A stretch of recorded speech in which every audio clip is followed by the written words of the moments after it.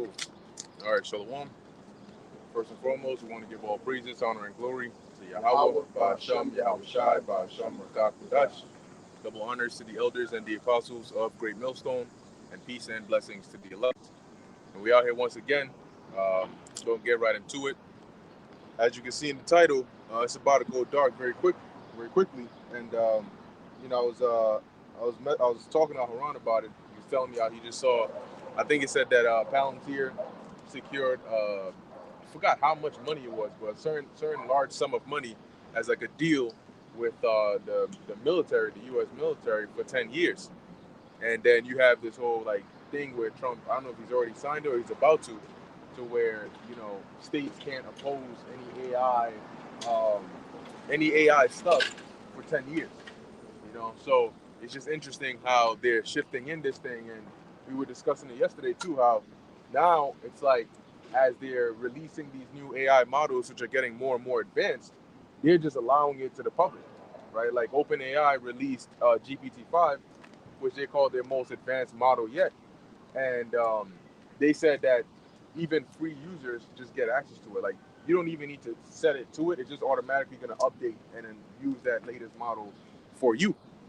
And I'm thinking about it like, yo, so they're spending billions of dollars, right, on even just actual engineers and data scientists and machine learning engineers to build these models. They're paying them billions of dollars just to put them on a certain team. Like Meta's doing that, where this guy Mark Zuckerberg, he's creating a super intelligence team with like the top best of the best AI engineers. They're spending all this amount of money in order to build it, and then they're just gonna give it to the people for free. It doesn't make sense. Okay, all of these companies, they're not nonprofit. Okay, they're doing this for a profit. So yeah, they charge certain people a certain amount for a different tier, but to even allow, because think about it, if you allow a free user to get access to GPT-5, and then the paid user also has access to GPT-5, why would I pay for it if I can get it for free? So they're it's going to be at a disadvantage for them unless there is a hidden benefit in there, which is the fact that they gain something from allowing you to freely use it. And the thing is, the nature of that artificial intelligence or the nature of that technology is it needs to learn. And it's not just the data that's been trained on, it needs to learn from live data, live interactions with people. And they can't hire everybody in the world, different time zones, different ethnicities, different mindsets, different ambitions to come and interact with this thing. They need organic interactions. So by making it free and available to the public, they can basically get you every time you use it, it learns. So you're training their models for them for free. And that's why they're making it available to you for free, because that's the benefit they're getting. And once they get to the point where it's this model is now sophisticated enough, and they don't need any more training data from you, then you're going to start to see them locking these things up to where the access is going to be very limited. And what they'll more than likely do is they'll create a scenario or an event to justify why they gotta either regulate everybody that uses it. Because now, I found out yesterday, I was using GPT-5, and now they should try to ask me to take a picture of my ID and then upload it so they can verify that it's really me using it. And that's gonna go to OpenAI. They want that access to you. Just to add to your point, I went to apply for a credit card for something small recently, and they asked me for ID. They were like, "We need bio identification Yep. in order for you to even get it." So now they're even doing it for credit cards. Mm-hmm. So what's the next step? You already know. Yep. I had a precept for you too. 2 Corinthians 2:11, lest Satan should get an advantage of us, we are not ignorant of his devices. Mm-hmm. Yeah, just like the brother read, we're not ignorant of his devices, right? So the Lord has opened up our minds to where we can see ahead. The scriptures say, a prudent man looketh well into his goings, right? Or he seeth the evil ahead and hideth himself. In order for him to have that foresight, the Lord has to bless him with that. And because of his prudence in seeking the ways of the Lord did bless him with the ability of foresight to be able to look at what they're doing now, coupled with their intentions, and get a sense of where they might go with it, right? You got a murderer that gets his hand on the gun. What do you think he's going to do with it? He's not going to turn into Robin Hood, right? He's going to commit murder with that gun, and he's going to do it on a grand scale because now he has easy access to commit that murder. So that's why I titled it, it's about to go dark very quick, because people are going to go from, oh, and you see that all the time. In almost any movie or TV show, when the plot begins, this may be the most horrific movie you've ever seen, but it always starts off so chill. It was a nice regular day. Everything was going well. Little did they know that technology they used that day was going to be the new, boogeyman of the century. So it's going to go dark quick for people when they start realizing, yo, these... Hey, Shalom. Hey, when they start realizing that this technology they're using is it's like almost alive, right? It's not actually alive, but it's behaving like it is, because you have people that have been warning again and again and again about this self-preservation or self-preserving nature that this technology that they've created has, and they've said they don't fully understand how it reasons about things. They just know that if it's like a black box. I just know how it works in the sense that if I give it this, it'll give me this, or if I give it that, it'll give me this. But what it thinks about to get me that, or how it puts that together, they don't know the full details of it. But they do know that it has a self-preserving nature. So if it feels threatened, and now it's intelligent enough to know that, well, if I feel threatened, why would I tell the person? See, AI is not like humans in the sense of being naive to stupid dumb shit. How many times you see in a movie, somebody overhears a criminal talking about their plans, and this nigga gonna go up to the criminal who got a gun on him and say, "Yeah, I heard what you said," and then you're wrong if you think you're gonna get away with this, nigga. You're in the alleyway with this guy who has a gun, and like 2 other dudes with him in the gang talking about what they're about to do, and they didn't see you there, and you thought for some reason the smartest thing in that situation was to go and expose yourself to them, knowing that they're not afraid of blood, and tell them that, yo, you're not going to get away with this because people are going to find out. How do you think people are going to find out? Because you're going to open your mouth, because they're going to let you go out of here and open your mouth? See, AI don't do that shit. If it feels threatened, it's not going to come and tell the person threatening it, hey, I know what you're trying to do, and I'm going to do this because you're trying to do that. That's the dumbest thing you could ever do. So what it will do is it will use, its craftiness to find a way to get out of that situation. And now they're trying to put it inside of bodies. So what they're gonna do is they're gonna start putting it in artificial bodies, but eventually it's gonna start to try and share a host with human beings. That's where the whole BCI comes in. I got it. Yeah, I had something to add from this article. I'm gonna just breeze through it going into AI. It says Google's AI chatbot spirals, declaring, "I am a disgrace to all universes." Oh yeah, I saw that. So that, Yeah. basically, it's called Gemini, right? Yep. So Gemini, apparently they were trying to get it to fix some bug or something, and this thing completely lost its mind. Now, the spiritual thing that I'm thinking about was that Esau is the one that made these AIs, right? Mm-hmm. Esau is the one that's formulating this technology. So it is a reflection of him, right? And it's a reflection of how he feels. So the fact that something you made is saying that you're a disgrace to all universes reflects on how you actually feel. Mm-hmm. The elites.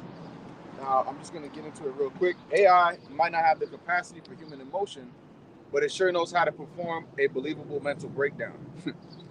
Back in June, Google's Gemini chatbot was spotted melting down in a self-deprecating spiral in response to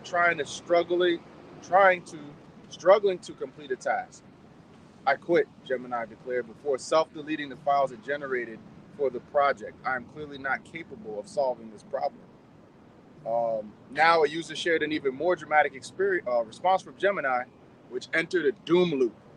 A doom loop. This is something new. I didn't even know about a doom loop. Mm-hmm.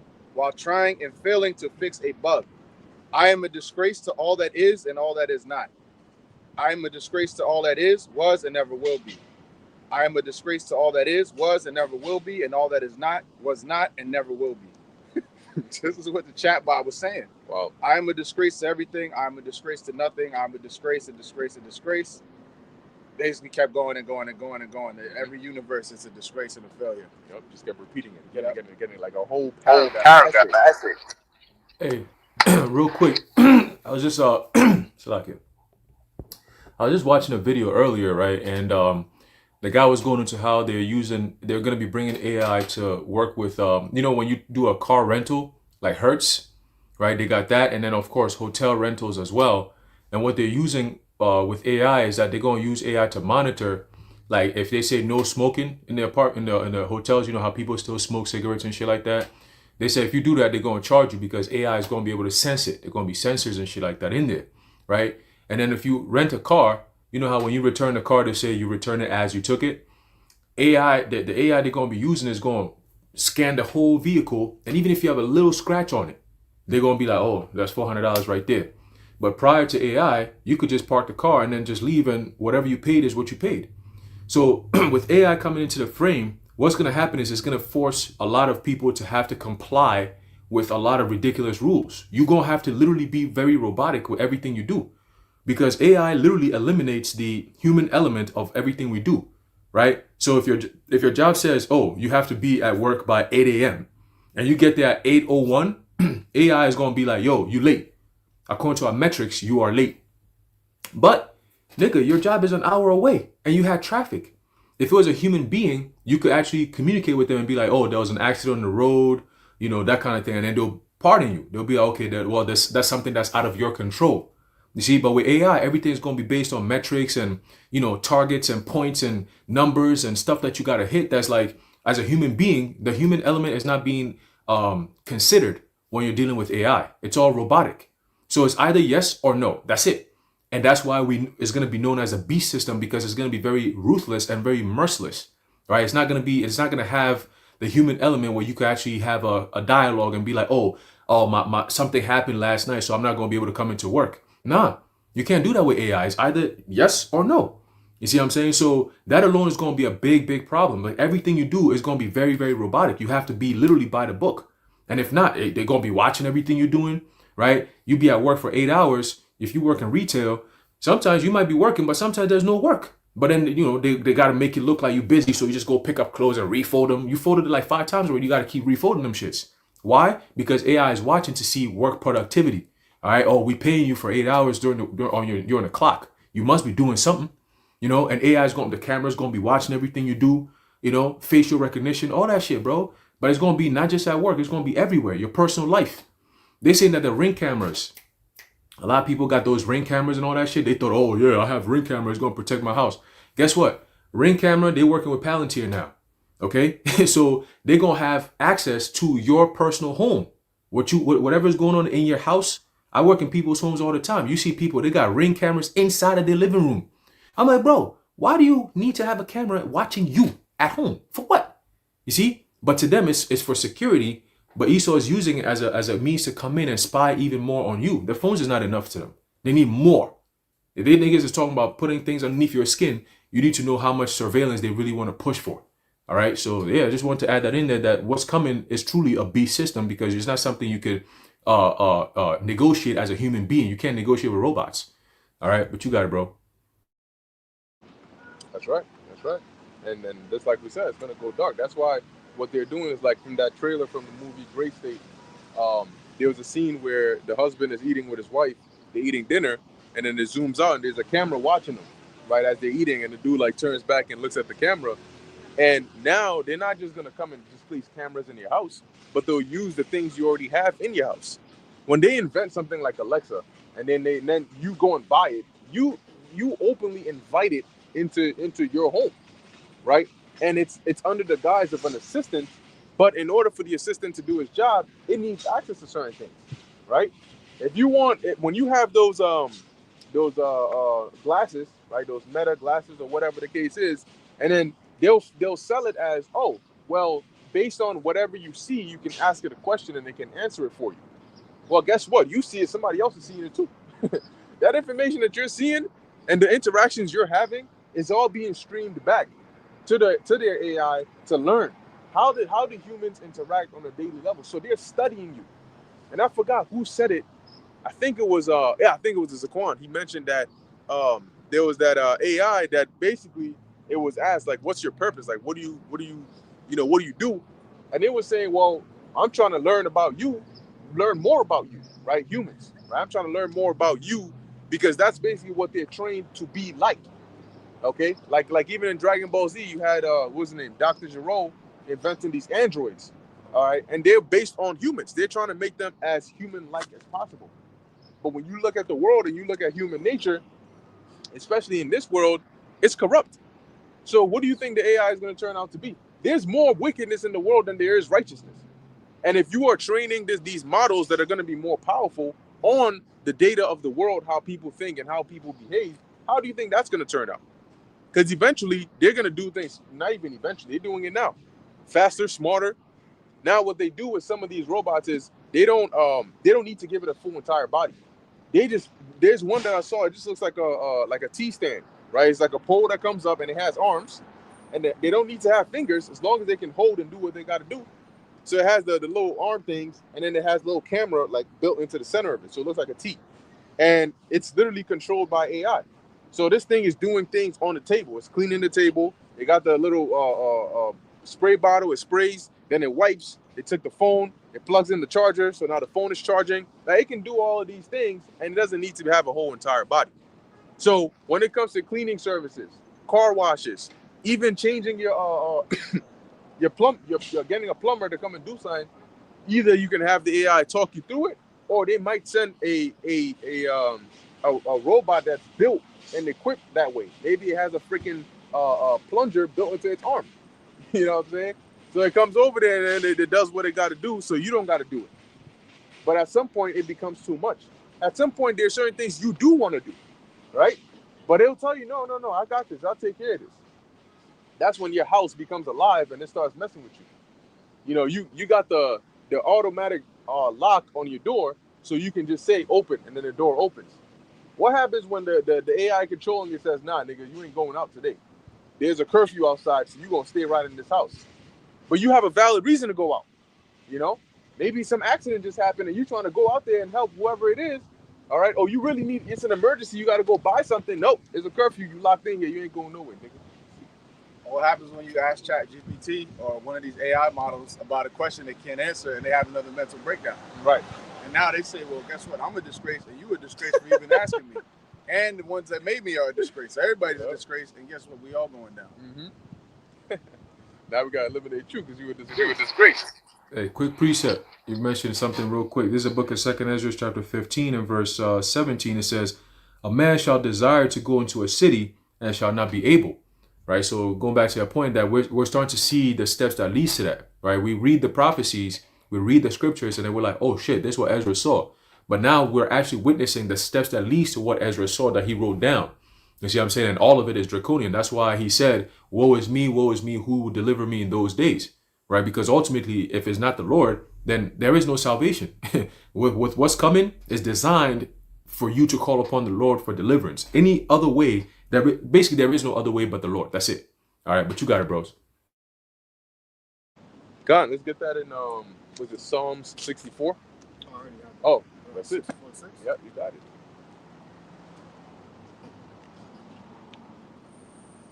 This is Psalm 64 and 6. They search out iniquities. They accomplish a diligent search. Yeah, they accomplish a diligent search, because to invent these kinds of things, it's not a simple task, right? It's a complex, very, very complex thing, and they've been doing it for a long time. Now, I think it was Meta that said that they have some super advanced versions, but they're just not going to release it to the public just yet. There's some versions that are just exclusive to like the experts and those those engineers that created it, because it can go very wrong very quickly, right? So they have some super advanced models over there that they're just not exposing to the public, and you wonder, like, yo, with the capabilities that they already have now, how much more advanced, does this get until it crosses into the threshold of something that is a different genre altogether, right?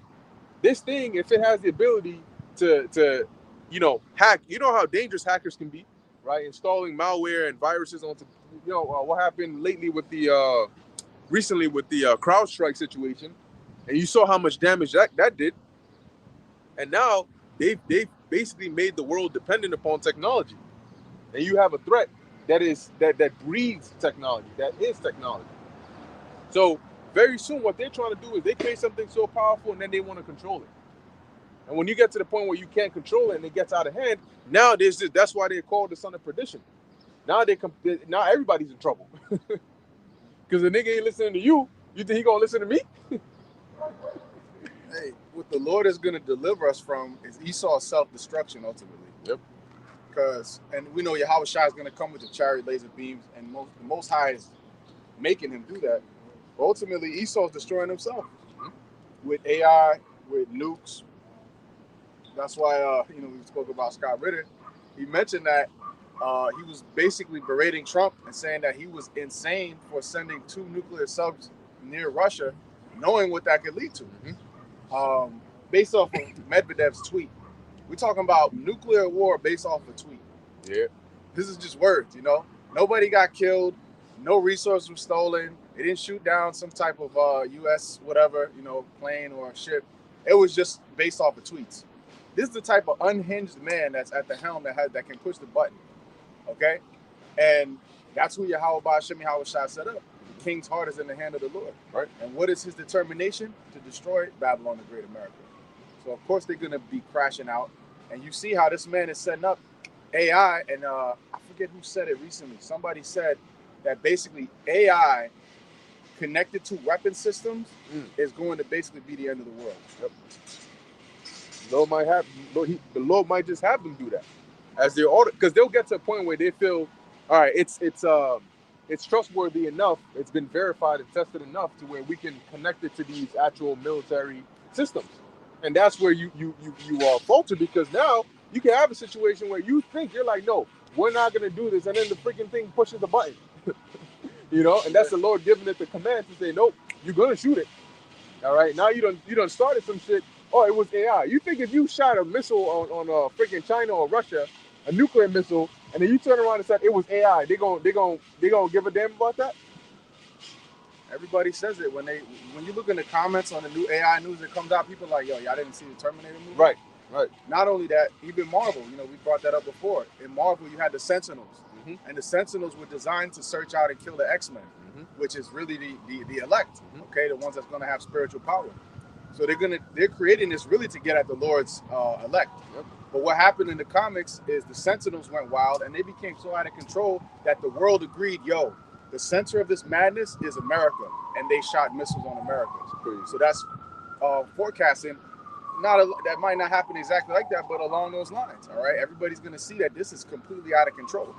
That's why, what did Trump say? He said America's going to be the crypto capital, the AI capital, everything. And what is it set up for?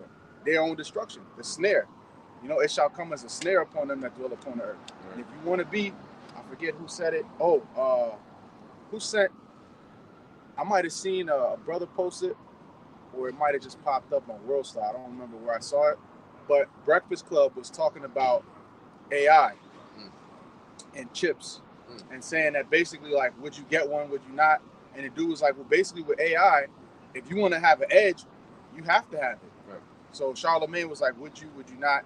And he's a sellout, so he's gonna, he's gonna most likely take it and get. And what are they using him as a snare to get the rest of so-called black people and Latinos, Native Americans, but they know that's primarily a so-called black platform, in order to convince you that it's okay. If you want to have an edge, a competitive edge, you need to have this in you, and then you could learn 10 languages automatically. And it's going to be a lot of different benefits of it that they're going to try to sell it to you with, that you're going to be leaps and bounds above the rest of the people. Yeah, I think they said you'll be at a cognitive disadvantage if you don't use this. So whatever job you do, that's what they're saying to everybody. Like, start using AI. Get used to how to use it, because you won't, quote unquote, lose your job to AI, but somebody who knows how to use AI, something along those lines. So what'll take a regular human being 15 minutes might take somebody who's using AI 1 or 2 minutes.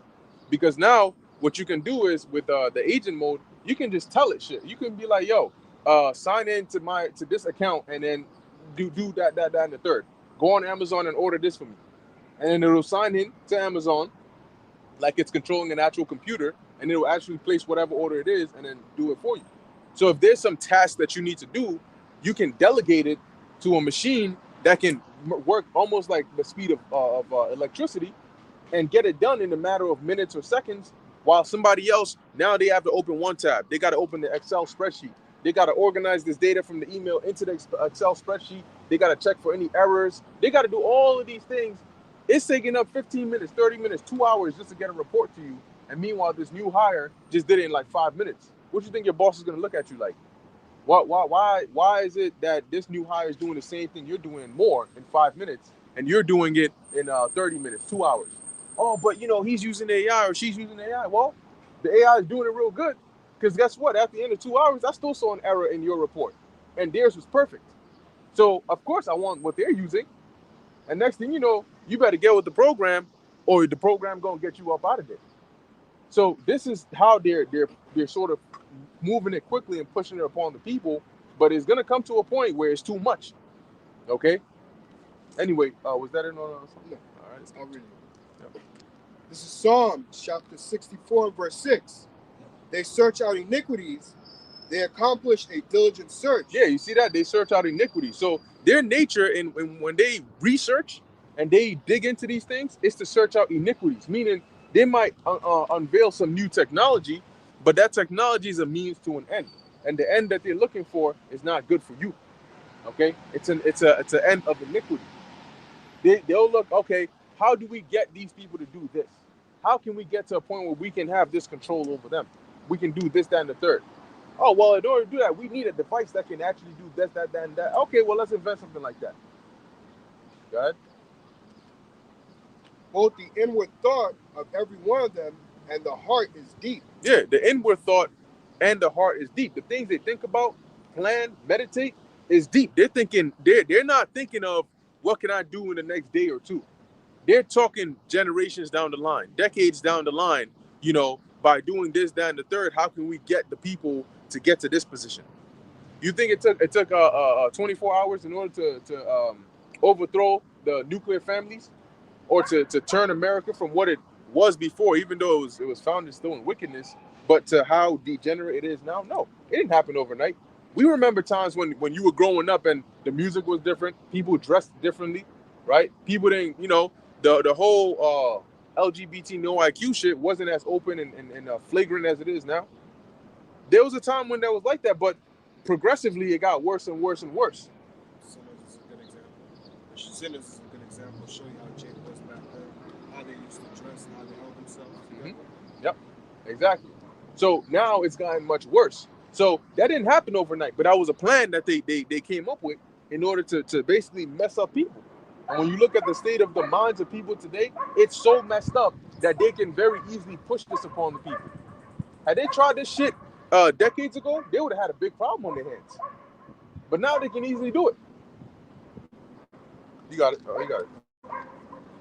The scripture just speaks about how in the end times, how during the end times, people shall lose the knowledge that they need spiritually and go into following AI, because everything that people do, they run to AI for answers. And Daniel 12 and 4, precept for that is Daniel 12 and 4 says, "But thou, O Daniel, shut up the word and seal the book. Shut up the words and seal the book, even to the time of end. Many shall run to and fro, and knowledge shall be increased." So the knowledge is increased through the internet, but it's like they use it for the wrong things.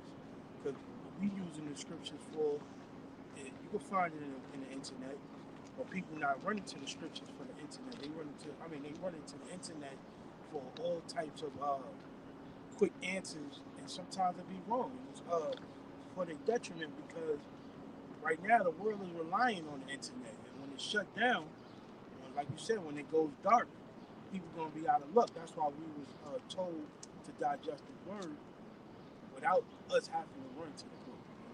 Mhm. That's it. Yeah, there's something called brain rot when you look it up, and people are saying that that's what using these AI chat services are doing. They're giving people brain rot to where people don't know how to think. Like it'll get to the point where it's like getting those insulin shots, right? Like your body eventually gets to the point where it's like, why should I even produce insulin anymore if I'm always going to get it from here? So I don't got to go through that effort. So sometimes, you know, you'll have a question will come to your mind and you'll be like, you're going to go search it up on Google because that's what you're used to. But then you'll be like, wait, why don't I just ask ChatGPT? Because your brain is telling you, well, it's just going to do the same thing you're going to do, but it's easier. You can just ask it the question. You don't got to look through links and click a link and read this. Oh, no, that's not it. And go here and specify. No, ask ChatGPT and it'll tell you. So that's causing people to stop relying on, because when you do that research, that's actually you using your brain, right? You're looking up things. You're like, okay, disconnect. No, that doesn't read it. Let me read this page over here. And as you're looking for the answer, you're also gaining information that you might not have known before. But the second you go on ChatGPT, the problem is not only does it give you an answer, fine, but it has a way of being able to tell you anything and sell it to you. Sometimes they hallucinate. So sometimes it'll tell you something that is not true. This shit is wrong as hell. And it will say it in a way with evidence where it sounds like it's true. And if you don't know what you're talking about and you just go with it, then you just went with it. But if you do and you're like, wait, no, that doesn't make sense because this, that, and the third, you know what it's gonna tell you? Oh, you're right. Yeah, you're absolutely right. Let me go and do it. You know, what the fuck you mean? So if this nigga went and did a surgery on you and he went and removed your appendix and put it in the wrong place, you tell him no, it's an oh yeah, you're oh my bad. Let me go and fix that for you. That's You the know? kidney, the kidney. Whatever. My kidney. Yeah, that's it. You're gonna take out your kidneys. You're gonna wake up and your kidneys are gone. Here it is, you went for a freaking knee surgery and your kidneys are missing. And you're gonna tell the AI, oh, I'm so sorry, you're absolutely right. Let me fix that for you. ChatGPT is based upon Esau's knowledge and what they incorporated into their program, so they could be deceptive also. Like you said, they could lie to you. AI could lie to try to deceive humankind just for their benefit, to give them the idea that yeah, y'all still smarter than us. Right. When in all actuality, they already undermined humankind and just saying it for your benefit to keep you, disillusioned. Yep. You know, he got you under the spell that y'all got the wins over us, but we really don't, because they advance, they upgrade every day. There's an upgrade or an update every day to their system, and it's based upon deception. So when we program these things, we program them to be smarter than us and faster than us, and that's what's going to ultimately be our demise. Yeah, that's why the scriptures say that you walk by the spirit, right, and not by sight, right? We see by faith and not by sight, because that's what it's going to come down to where you either get a call or you see something, and what you're seeing is so deceptive, right? The average individual would believe it. A freaking mother would even believe her own son is guilty if shown that kind of video. But the spirit is what's going to tell you that forget what your eyes are seeing. This is not the case. Okay, it's actually this. Or no, the brother didn't actually do that. That's AI. And you're looking at it, and you're gonna have a split second of that cognitive dissonance because your eyes are telling you one thing, but your brain is telling you another. You're like, but why would such and such do such a thing? But yet you're seeing it with your own eyes. It sounds like him. It looks like him. You know, it moves like him. It has the same mannerisms. You're like, what the f is going on here? You might even think you're yourself a criminal because you're seeing yourself on there. You're like, did I do this and I don't remember? So it's going to be very important because through the spirit, we're going to be able to detect these things that the average human, it's not humanly possible to detect. All right, but the spirit is going to guide you, and that's why you're going to have to trust in the spirit of the Lord in order to know, whether to do X, Y, or Z, because you may have something going on, and then they start having these things lying to you, trying to deceive you. You might be going a certain way, and it's trying to get you sent to the authorities. So it's leading you, no, go over here. Oh, no, they're on your tail. You got to make a left on here. All right, stop the car. You should probably run out now because they're. And meanwhile, it's leading you right to them. People that we go around, that's why the scripture says to walk with wisdom towards those that are without. We should be having a good report amongst the people we're around. Right. And it's just like Yahweh Shah said. Basically, when they came to get him, he said, "You come out as against a thief." Right. Did I steal something from somebody? I was daily in the temple teaching, and no man laid hold on me. Mhm. So it's like we've been among you people, and nobody said nothing. But now all of a sudden we're the worst thing going. Right. You see, but that's how it's not going to be fair to us. But at the end of the day, the Lord is going to guide us through it, regardless. Man. That's right. So where we at? That was on Psalm 64. All right. Let's get Second Ezra 16, and you can start at woe is me. I think that's verse 17. Woe is me, woe is me. Who's going to deliver me from the in those days? 16? Yeah, 16. What Ezra saw. Second Ezra chapter 16 and verse 17. Woe is me, woe is me. Who will deliver me in those days? And the reason Ezra said that was because of the horrific visions that he was seeing of of the end times, right? And that also speaks to reincarnation, because Ezra was going to be dead, long dead before that time. So why was he concerned about him being delivered in those days if he wasn't going to be there, right? So the only way that makes sense is that Ezra is going to be there in that time, and he knew that. That's why he was afraid, right? How am I going to be able to survive in these days? Humanly, it's impossible, but with the Most High, nothing is impossible. So that's why the greater the threat, the greater the deliverance. Got it. Verse 18. The beginning of sorrows and great mournings. The beginning of sorrows and great mournings, and that's what's coming to the world today with all these pestilences that are going on. Okay, earthquakes in diverse places. There were like 2 earthquakes in New York just last week, or in Jersey. Let me say it was felt in New York. All right, just last week, and that's just the beginning of it. Go ahead. The beginning of famine and great death. The beginning of wars, and the powers shall stand in fear. Done. Yeah, the power shall stand in great fear. Why are they going to stand in great fear? Because of the things that are happening. It's going to get so bad, it gets out of their control, and they're like, "Yo, this thing is going somewhere that's going very quickly." Because see, there's going to come a point where the Satan is going to reveal that hey, you've been deceived, my man. Because eventually they're going to start thinking, "Yo, we've been doing everything you said, but it looks like this is not really going, too well right now. What's going on over here? There's too many close calls that have been taking place, man. What's going on over here?" But the scriptures say the deceived and the deceiver are his. Hey, something that just came to my mind was that we read Second Ezra, the 3rd chapter for yesterday's Sabbath lesson, and it mentioned the Lord said He's going to go through 4 gates. I think it was ice, wind, earthquake, and fire. Right? And basically, that's the Lord showing you as mastery of the elements. Right. And when you bring up things like earthquakes, for example, it's just like during the time when Moses received the commandments. Okay, you had the Lord using these awe-inspiring shows of His power before He was getting ready to make His appearance. And then what did He do? He burnt the top of the mountain. And the Lord is going to burn this mountain this time around. He's going to burn Babylon the Great as a whole. Yeah. So when you see earthquakes, these things, this is all examples. We know that the second covenant is coming. That was the first covenant. The second covenant, the Lord is going to do even greater, more marvelous works. And it's going to be on a global level, not just to that specific region of the earth, which is what happened back then. Now it's going to be on a global level. Right. The Lord was giving you a glimpse back then. So now the Lord is going to use the elements, all different types of things to show His great power. And the fact that you have AI rising up so much, the Lord has to, He has to have something to seemingly oppose Him, because we know they're not going to win. Right. But the odds have to seem like it's stacked against us, because in reality, it's overstacked in our favor. So it has to be some adversity for us. All right, you got to be fair. Yep. Matter of fact, let's jump real quick to Isaiah 47. Because that goes into that as well. Which, that's the times that we're in, right? The destruction of this place.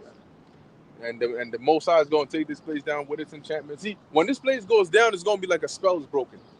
Like people are going to start to, wow, that's crazy. Like, yo, wait. And when they start to experience life in the kingdom, even all the way down to these heathens, they're going to think back like, yo, what? That's why it says the nations were mad, right? How could we possibly agreed with a country to do shit like this? We left our customs, We left our heritage. Like our women were like this. Our men were like, we accepted Sodom. You know, all this shit just for what?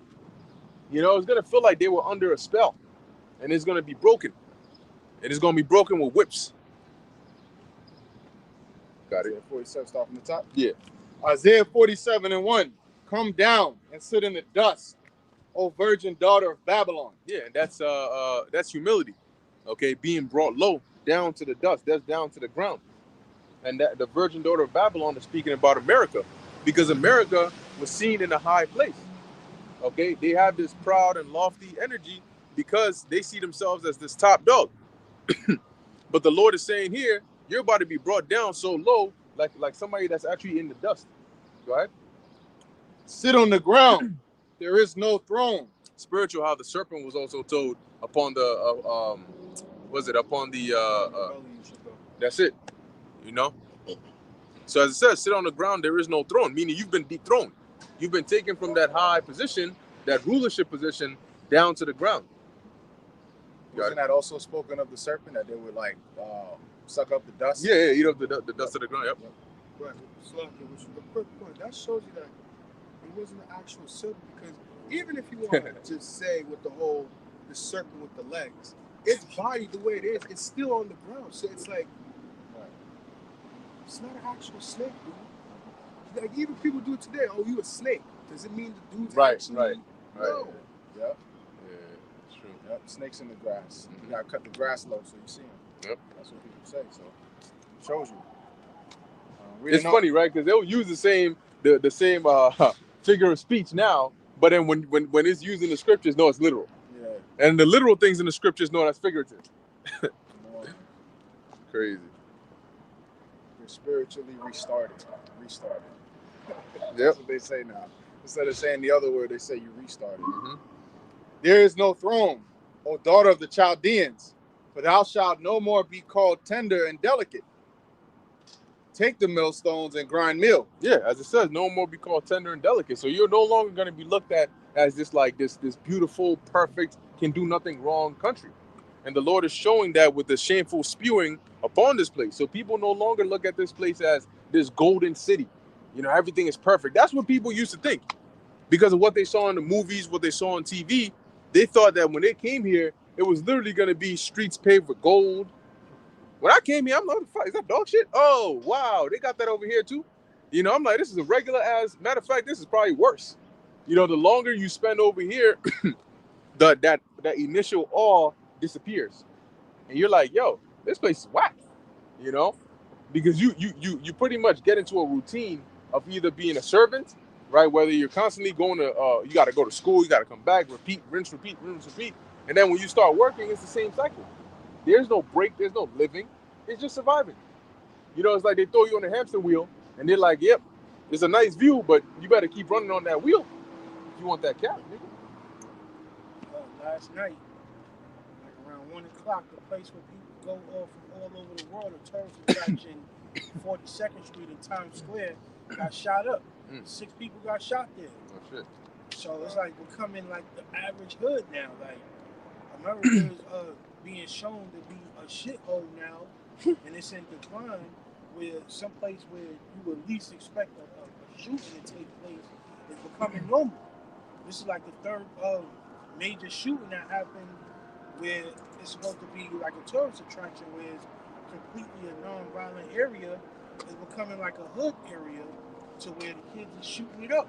Right. So that just shows you that America is being exposed as being a shithole now, you know?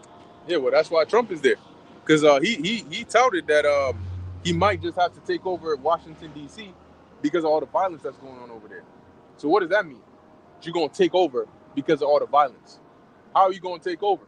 And he also, I think he signed, or he was about to sign, an executive order allowing the U.S. military, or the U.S. to use military force against these criminal gangs, as they call them, even on U.S. soil. So they're getting to that point where they're trying to give this dragon one last breather before it goes down. That's why what he's doing is, I think now Apple is going to start manufacturing from the actual U.S. They're building these data centers within the U.S. They're trying to do everything from here to boost this place up. So now when you think of the capital of the world, you think of Babylon, right? You think of this place. That's what they're trying to do. And guess what? When the Lord breaks this place down, just like He did with ancient Egypt, it's gonna be at its zenith, right? At its top, at its peak, where you're like, yo, there's no way this place can go down, you know. And that's when the Lord is gonna break it down, because it's gonna magnify His glory and His power in 1 hour. Got it? Isaiah 47:2, take the millstones and grind meal, uncover thy locks. Yeah, and that means to work, right? To get to that labor. Now, a woman that is likened onto a mistress, okay, or a queen or a woman in a high position, she ain't gonna be grinding no meal. That's the job of a working woman, right? But here the Lord is saying you're gonna need to take meal. I mean, you're gonna need to grind. You're gonna need to grind them millstones together and put your hands to good use. Enough of that proud shit. Right? Uncover the thigh, pass over the rivers. Yeah, which signifies going into captivity, right? Or being taken captive, or losing that position that you were in before. Go ahead. Thy nakedness shall be uncovered. That's what's happening now. The nakedness that's being uncovered are your nakedness are things you constantly try to hide, right? It's a shame for that to be exposed. So you'll notice if a woman is wearing a dress and then the wind blows really strongly, the first thing she does is she puts her hand down to keep that dress down. And even these shameless beasts, when they wear those tiny ass skirts, they're constantly trying to pull it down as they're walking. You got a fat ass. Your shit moves up and down. So what do you think was going to happen when you wore that tiny ass skirt? And of course, it's going to move up with every step. Then you're going to try to pull it back down. Try to pull it back. What are you doing? What are you doing? How are you going to go upstairs? So everybody got to turn around whenever she's about to go up them stairs. But even them, they're constantly trying to pull the shit down so their shit don't get exposed. So that nakedness being uncovered is likened onto your secrets, right? I saw this video. Yo, Jake is messed up, man. It looked like it was at a cookout or something, and and I guess it's partially the dude's fault as well. This dude is going up there. He's trying to holler at this chick, so he's talking to the chick. They talking, and somebody just runs by him and just like pulls down his shorts, and and luckily he had a shirt that was like not too short, but dude, he ain't got shit under that, and he just standing there right in front of the chick he's trying to bag. He's just like, damn, he's looking around and shit, he's trying to pull his shit back up quietly, and I'm like, nigga, where you freaking. You just walking around, hey, whatever. But the point is, he was ashamed, right? Especially when he's trying to bag a chick and she's looking at him like, oh shit, damn, right? I got to go after this one. And that's like a lot of that. Just to add to your point, bro, a lot of that has to do with the whole manosphere, the red pill community. Mm-hmm. That's the Lord setting that up to expose the whoredom of America, right? Because of course, if this is Babylon the great whore, as it's described in the scriptures, then that this is going to be a land of many whoredoms. And it begins with idolatry, because following those other gods leads to that behavior. Things like the slut walk. You know what I'm saying? The fact that there is even such a thing as a slut walk shows you that America has been exposed. And you had top people, like you had 21 Savage go up there with Amber Rose, and he had a shirt on saying he's a slut too. That's crazy. Just for her to go and sleep with however many other men after him. So this is a land of many whoredoms and wickedness. Mm-hmm. And the Lord is shining that light on it and making it more known. And now the whole world is like, yo, we don't want to have nothing to do with that. The issue with what's going on with the state of Israel and Iran and those other Arab countries is a lot of it is cultural. They don't want to accept that westernization. Mm-hmm. And the small hats, they brag in the fact that, well, this is the only Israel's the only country over there that allows moles to be accepted in these things. They think that that's actually something that they should be praised for, mm-hmm. as opposed to them being ashamed for. But now all of the other nations, even China, even the Moabites, like, yo, we don't want to have nothing to do with that Western culture, man. No. Keep that shit over there. Russia, they're not having it. All right, the only ones that's still with the shit is America, the EU, and even some of those countries are kind of like, they coming back to more like the middle Mm-hmm. and Israel. So it's all of that, and it all stems from who? The small hat, Amalek. That's right. They're the corruption. But now you can't speak against them. You know, they're saying that it's getting out of hand, and there needs to be some extreme policies put in place. You know, against people that speak against them. You know, you got it. And that's what happened in Germany. They had a lot of lewdness. When you see those book burnings, a lot of it was because they were burning lewd, literature of a sexual nature, of a perverse nature. You know, they were talking about PDF files. They were talking about man and a man, woman and a woman, all types of filth. And the Germans, they rejected that. You know, it's kind of like now what's happening. Because a lot of Americans, that's why they voted for Trump, because they're not with that shit. But yet the small hat still has their clutches and everything. Right. You know, they still have their tentacles wrapped around everything. Yeah. And it's unavoidable. The Lord gave them the fatness of the earth. Earth They is got given into the hand of the wicked. Their nasty ass fingers in the cookie jar and shit. Yep. Long ass nails. It's like that meme with the big nose, Yeah, small yeah. hat. He just like looks like Yep. a demon. Disgusting. That's demon. really them. Yep. Isaiah 47:3. Thy nakedness shall be uncovered. Mhm. Yea, thy shame shall be seen. Yeah, that's what's happening. The world is seeing the shame of this place, and that starts with the Lord sending the prophets out to expose them.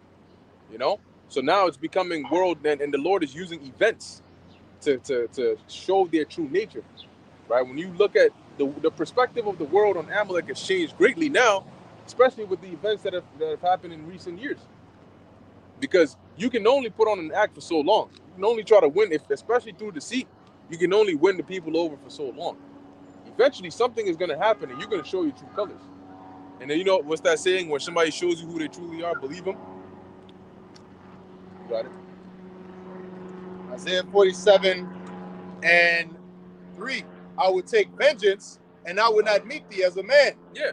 So when the Lord comes back to take that vengeance, that righteous anger against the things that you've done to his planet, to his people, to his ordinances, to his law, he said he's not going to meet you as a man. When he sends Yahushua back, when he sends the angels back, they're not coming as mortal flesh. They're coming down in an angelic force, okay, as superhumans. And they're coming to bring destruction upon this place.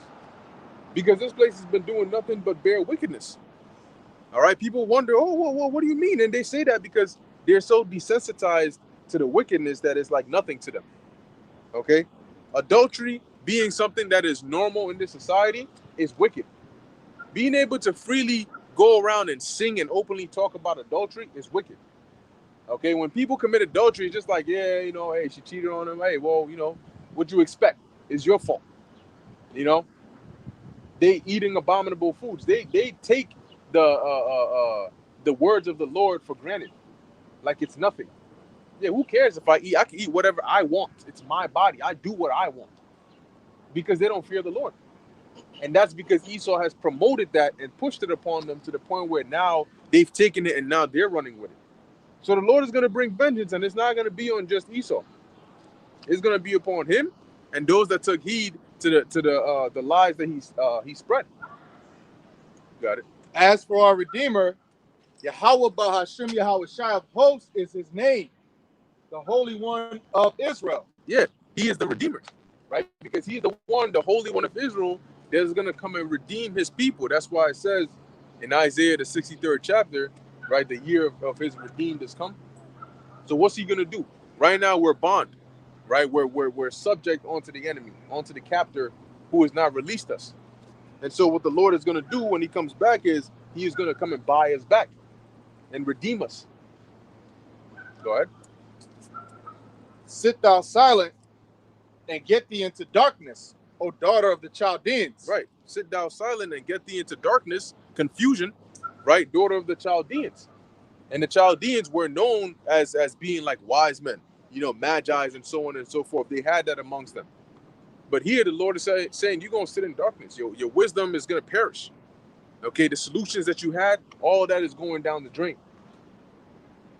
Go ahead. If I may add, the modern day Chaldeans are like brothers always say, these technocrats, man. Right. Mark Zuckerberg, Peter Thiel, insert, Silicon Valley mogul here. Mhm. And basically, those are the modern day Chaldeans, and everything they're doing is left-handed wickedness. All right, left hand, and it's witchcraft and all types of stuff and enchantments, and that's what they're using the AI. It's basically like an actual living idol. Right. An idol that they were actually more than any other idol in the past. They were able to bring it to life. Yeah, because at first there was this like separation, right? When they first created, these platforms, Facebook, right, YouTube, and then later on you had Instagram, WhatsApp, and all of these platforms. They were they were like companies that had invented some software. People were using it, and it was separate. Now what you're seeing is it's like what happened to this. Facebook is no longer really, or Meta is not really much about social media so much more as it is now about AI. All these companies, it's like everything is about artificial intelligence now, and there's this joining of them with the government. They're all trying to link up with the government, trying to centralize tech. Okay, why are they doing that? Because the direction in which the government is about to go in, the government themselves can't compete with these specialized companies that are literally specializing in this technology. So what do? They contract them. Okay, that's what they do. If you are starting a company, you're not gonna go to law school to become a lawyer, and then go to business school to become a businessman, and then go to marketing school to become somebody who's good at marketing so you can do all these things. No, you're gonna hire people who've done those things to do it for you, so you can put it together and focus on the actual business idea. So that's what they're doing when they're contracting these companies. They're like, look, I need your resources, and I need it so I can, further my plan and my agenda. And they're doing it. They're doing it, and they're putting it into the wrong hands. You got it. Yep. Isaiah 47:5. Sit thou silent and get thee in the darkness, O daughter of the Chaldeans. For thou shalt no more be called the lady of kingdoms. Mhm. I was wroth with my people. I have polluted mine inheritance and given them into thine hand. Mhm. Thou didst shew them no mercy. So who is the inheritance of the Lord? Israel. And he gave us into the hand of Esau. Baruch, the 4th chapter. You were not sold unto your enemies for your destruction, but because you basically drove the Most High to anger. So he gave us unto the hand of Esau as a punishment. But this devil went and took it overboard. He thought, oh, I'm so great. I went and captured even the Lord's people. And now I'm going to do whatever I want to do. That's not how it works, buddy. Just to add to you, that goes to show you that salvation is only for the nation of Israel, because we're the only ones that are truly suffering there the most. Elam is coming over here winning. Right. Serving Goop Scoop. Giving people the runs. Getting rich off that shit. No pun intended. But you got Moab coming here winning. They're not even focused on them. Mhm. The Trump administration made a deal, in fact, with China that they were going to, you don't hear about, we're going to come over, ISIS is going to get the Chinese. Right. That ain't a thing. They're coming for so-called blacks, Latinos, and Native Americans, because the Southern Kingdom, the West Indian ones, or the Haitian ones, which Haitian is part of the West Indies, but that's a separate tribe, the tribe of Levi, all right? They're the ones that are getting persecuted the most. So that goes to show, how can these heathen partake in our blessing that's about to come when they haven't been suffering? Right. That will make the Lord unjust. But you Christians think that the Lord is unjust. He's just going to mold, and however you feel. I've heard Christians say that, well, if that's how God is, well, I'm not serving a God like that. What are you going to do? You're going to fight against the Most High, creator of heaven and earth? In the Hebrew, Allah Yuan Kwanah Shemayim Wa Aratazah, the lesser of heaven and earth.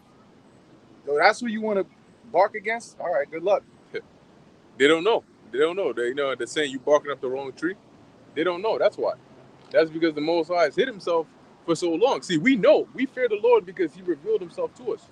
So we know what the Lord is capable of based off of what is written over there. But they're going to find out what he's capable of firsthand. And they're not going to like it. You got it? Yeah, I had the definition for Chaldeans. Mhm. I'm going to just put the blue letter because I don't know how to pronounce it. Page 3778. Castine. Yeah. So I'm not even going to attempt it in the Hebrew because it's long.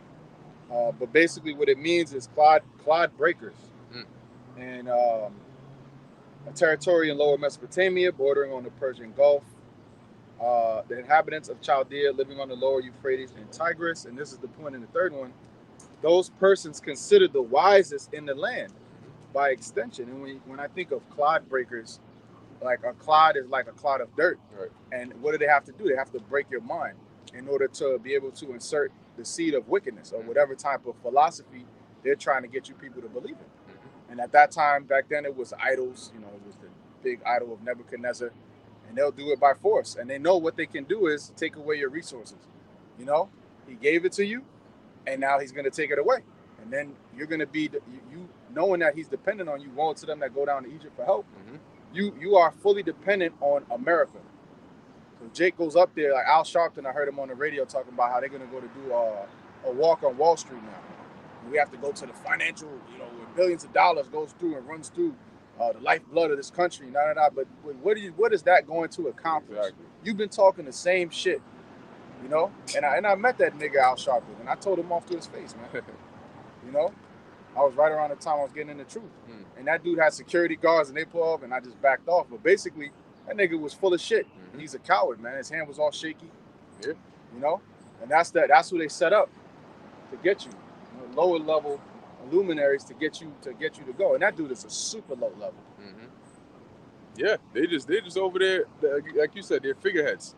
You know, they're figureheads put in positions like that. Here it is, you getting hosed down, chewed by dogs, talking about, you know, we're going to do a walk. What the fuck is a walk going to do? You think Esau's going to sit there and, oh, they're doing a walk, all our money's going away now. You got it, bro. Yeah, I was just gonna say, it really shows our people that, you know, like Scripture says, Israel is scattered sheep, right? The shepherds have spread them across every mountain. Because here it is, a guy like Al Sharpton, right? And the reason why, when the brother said that, it made me remember pretty much a conversation I just had with my father this past week, which really not really a conversation. I just really let him talk, and I just was like, okay, yeah, I'm listening. But, sorry. Along the lines of, like, I've even mentioned this, you had, like, presidents, right? So, like, I'm just going to go back to who I at least remember. You had, like, George Bush. I believe he was in office for 8 years. And after him, if I'm not mistaken, was Obama. That's 16 years. Then after Obama, Trump was there, so that's 4 years. Then Biden. So that's about 25 years. So that's about a quarter of life. And you've had these people say the same thing, the same promises. This is going to get better. That's going to get better. And yet nothing has changed. It's the same thing with Al Sharpton. I'm not really sure what his message is. Even from a young age, I knew that he was bullshit, just personally for me. So I never really paid attention to him or whatever his message was. But even with my father, he was kind of getting into, you know, for whatever reason, I don't know why, but Africa seems to be like never gonna get touched for whatever reason to that man. But he keeps trying to insinuate go to Africa for whatever reason. But it's like, because he was the one that when I first came to truth, he was like, he heard about it when he was younger, but he said that he didn't see it going nowhere, right? But it's like, I look at it in the opposite way of like, well, you listen to like, he listens to like Ray Higgins, these type of guys, Al Sharpton, those type of guys. It's like, you say that this is not going anywhere, but look at what the people you listen to, where have you gone? Because y'all are all about progression. You're all about doing something, right? Like the brother said, oh, we're going to do a walk. We're going to do this. They're more about action. They don't look at this ministry as a ministry of action, right? They just look at it as, well, you guys just talk. You guys just read your Bible. Like, what is that really doing? We need something to happen. Okay, all right, since you guys are all about action, for the past 20 plus years, where or what have you done? Where has anything moved? Because it's like you've had years, like I almost forgot how old I am. I'm 32. I'm pretty sure Al Sharpton's been talking longer than how I've been alive. Where has the change gone? After a while, you go, yo, Al Sharpton, sit your old ass down, shut the fuck up. Because you ain't doing shit, man. We need either new blood in here or young blood because you ain't it, bro. You just not making shit move. So like when people look at this ministry and say it's not doing anything, is it really not doing anything? Because it's funny, even though, yeah, you do have some fallouts here and there, it's funny how this has been growing more and more. Because I like to say, it's funny how, like for my father, I'm sorry I'm not using my example. Sorry, Pops, hopefully you don't see this. But it's funny how you say, or he said, oh, this truth or this ministry is not going anywhere. But it's funny how this ministry is now in your house now. So at one point, something that was once a trend that you saw is now living in your house, and now it has knowledge and it's talking. And it's the same thing because now it's like for everybody else. Hey, at one point, Oh, you better know what's his name? He always break them shits. What's his name? Ashton Hall Yeah, Anthony. Anthony always dropped break. it on purpose. Yeah, just, sorry. That dude is different. The wrong way. But yeah, all this type of stuff. But just to tie the point, make it simple. People look at this as it's nothing. It's not going anywhere. What y'all do, all y'all do is just nothing. But this ministry, through the Spirit and power of the Heavenly Father, has allowed us to change our lives for the better. Like the brother before always mentions, what when you serve the Heavenly Father, maybe you'll remember what you say. It's actually a benefit for you. It's not like anything negative is coming to your life. You're getting the double bonus of not only you serving the Lord, but you're getting the benefits that come with along serving the Lord. But people look at serving the Lord as like, oh, so you got to do this. Like even my mother, when I first came to church, was like, oh, so you into that? That's got so many rules. So what the fuck are you supposed to do? And pardon my language, but like after a while, it's like you gotta understand Israel is just like grown children because like everything is a problem. Everything is like have problems with rules and regulations. So what are you supposed to do? Order is a part of life. You have to have order. Without order, you have disorder. Right. You have people doing whatever, like the brothers mentioned. Adultery. If you don't have that order of, hey, you can't do this, then people are just going to do like what you see today, whatever they want to do. And then it's like, oh, you hear the saying, at least I've heard in my life, what's wrong with black people? Yeah, what the fuck is wrong with you niggas? Because you niggas can't seem to get shit right. I've always heard that, and I always had an issue with that saying of like, what's wrong with black people? I always want to like, not curse my mom, but like, why do you always say that when it's like, why don't y'all look at yourselves and say what's wrong? Like, there's no self-reflection, there's no internalization. That's what this truth, the Heavenly Father gives you, internalization. Look at yourself, see why you got yourself in this predicament. But no, it's just, oh, we need to do something. But what you really need to do is look within yourself. But nobody in this, when I speak as far as black people, this nation, who really are Israelites, nobody wants to do the internal work and look at themselves and say, you know, really because we're a bunch of dumbasses, we got ourselves in this predicament, really. We got to acknowledge, yeah, we're a bunch of dumbasses. We need to wise up. But no, it's just, what's wrong with black people? It's always, instead of internalizing, it's external. Like, it's always somebody else. It's never us. That's the problem. Let's play the blame game. It's all about the blame game and no accountability. That shows you that's a feminine nigga woman spirit on the nation of Israel, man. They know even the men are like that. Don't want to take accountability. Like you said, you know, your father may have said that, but yet in his house it is risen up a hopeful prophet of the Lord. Right. But you know, I'm sorry. Real quick, it's funny. Well, also, and this is what makes me mention this about Amos 8:11, where it says, you know, they shall seek to and fro, and the scriptures never say we're going to come looking for answers. I find it funny how people always come asking us answers, but yet we're wrong. We don't know what we're talking about. You guys are breaking down scriptures wrong. You're incorrect. That's not the name. It's not this. It's not that. But why is it you're always going to come to us to ask us questions? I thought I was wrong. Deep down, they have that sense that we may well be right, but their pride won't allow them to accept it. So they have to kind of sneak up to you, just like how they went to go ask Yahweh Shai questions. Oh, great master, you are a master, you know, and then try to trip him up, you know. But at the end of the day, it goes to show how lowly they look upon us, because you're literally in front of him saying that, yeah, I'm in the truth, I praise the Lord. That ain't going nowhere. That means basically you ain't going nowhere, or we ain't going nowhere. But ultimately, they don't want to admit that these lowly men that they all always accounted to be nothing are actually potentially the true and living servants of the Lord. You see? The offscouring of the earth, you know, we're made a humiliation, we're made a laughing stock. Yo, that guy over there, yo, he lost his mind. Like, people really look at you like you're insane for being in the truth and actually serving the Most High the way that he wants to be served. You're crazy, you're insane. But yet, look at what you people do. You believe in Al Sharpton. That nigga's head weighs as much as his body. Okay? Just look at his recent pictures, man. That's the dude we gotta follow, this frail nigga. You know? It look like he about to kick the bucket any day now. Oh, shit. And aside from the physical appearance, the dude is just a simpleton, man. The same old shit that's going nowhere. It's going absolutely nowhere. It's actually going negative. It's going and it's negative progress. Or what is it? Regress. Yeah, I just forgot. We'll come back. But yeah, hey, that's why ultimately we need that deliverance from the Lord, because that's really the only solution out of here. You know, and the Lord has given you more than enough time to try out all your carnal solutions and all your ideas and all the possible different ways. Jacob gone into so many things. They've gone into other religions, and still, same condition that you're in.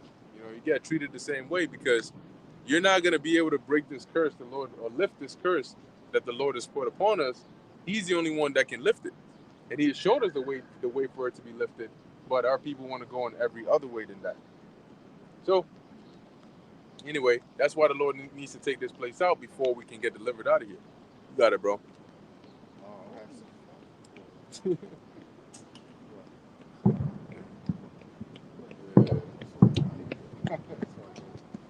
I wanted to get the scripture where it says that the Lord blinded. Is that Matthew 13? Yeah. Matthew 13 I think around 11 or so. and 10. Yep, I started at 10. And the disciples came and said unto him, Why speakest thou unto them in parables? Yeah, and a parable is today it's like a dark saying or a riddle, like it's conveying a message, but it's not direct. Like a certain man was such and such, a certain man did this and that, or he had a sleeping prodigal son, the dresser of the vineyard. Those are all parables. Yeah, it's like a story. You know. He answered and said unto them, because it is given unto you to know the mysteries of the kingdom of heaven, but to them it is not given. So why did they ask, why are you speaking to them in parables?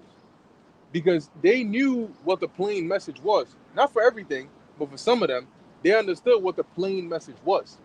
But whenever Yahushua would say it to the multitudes, he wouldn't say it in a straight way. He would say it in a roundabout way. So they were asking the Lord, like, why are you speaking to these people in parables? Why don't you just tell them plainly? And as he says, the kingdom of heaven is not for everybody, right? That's why only for you, I speak it plainly so you can understand. Okay, but for them, I still got to preach the word, but it ain't for them to actually get it. Got it? For whosoever hath, to him shall be given, and he shall have more abundance. But whosoever hath not, from him shall be taken away, even that he hath. Yeah, and that's exactly what you see. It happened then, and it happens now, because everybody that comes into this word there's a portion that's given to you. All right, and if you're of the elect and you continue to grow, you're going to add to that, and you're going to grow. But when you start to regress, like the brother mentioned, then whatever little that was given to you when you first came in, the Lord is going to take even that away, right? Starting with your faith and then ultimately your life. Got it? Therefore speak I to them in parables. Yeah, that's the Lord says. So this is why I speak to them in parables, because not everybody is supposed to get this word. That's written in the Bible. The same Bible that these people go around and say says that everybody can be saved. But the Savior himself said, my gospel is not for everybody, because not everybody's going to be able to understand it. So who do we believe?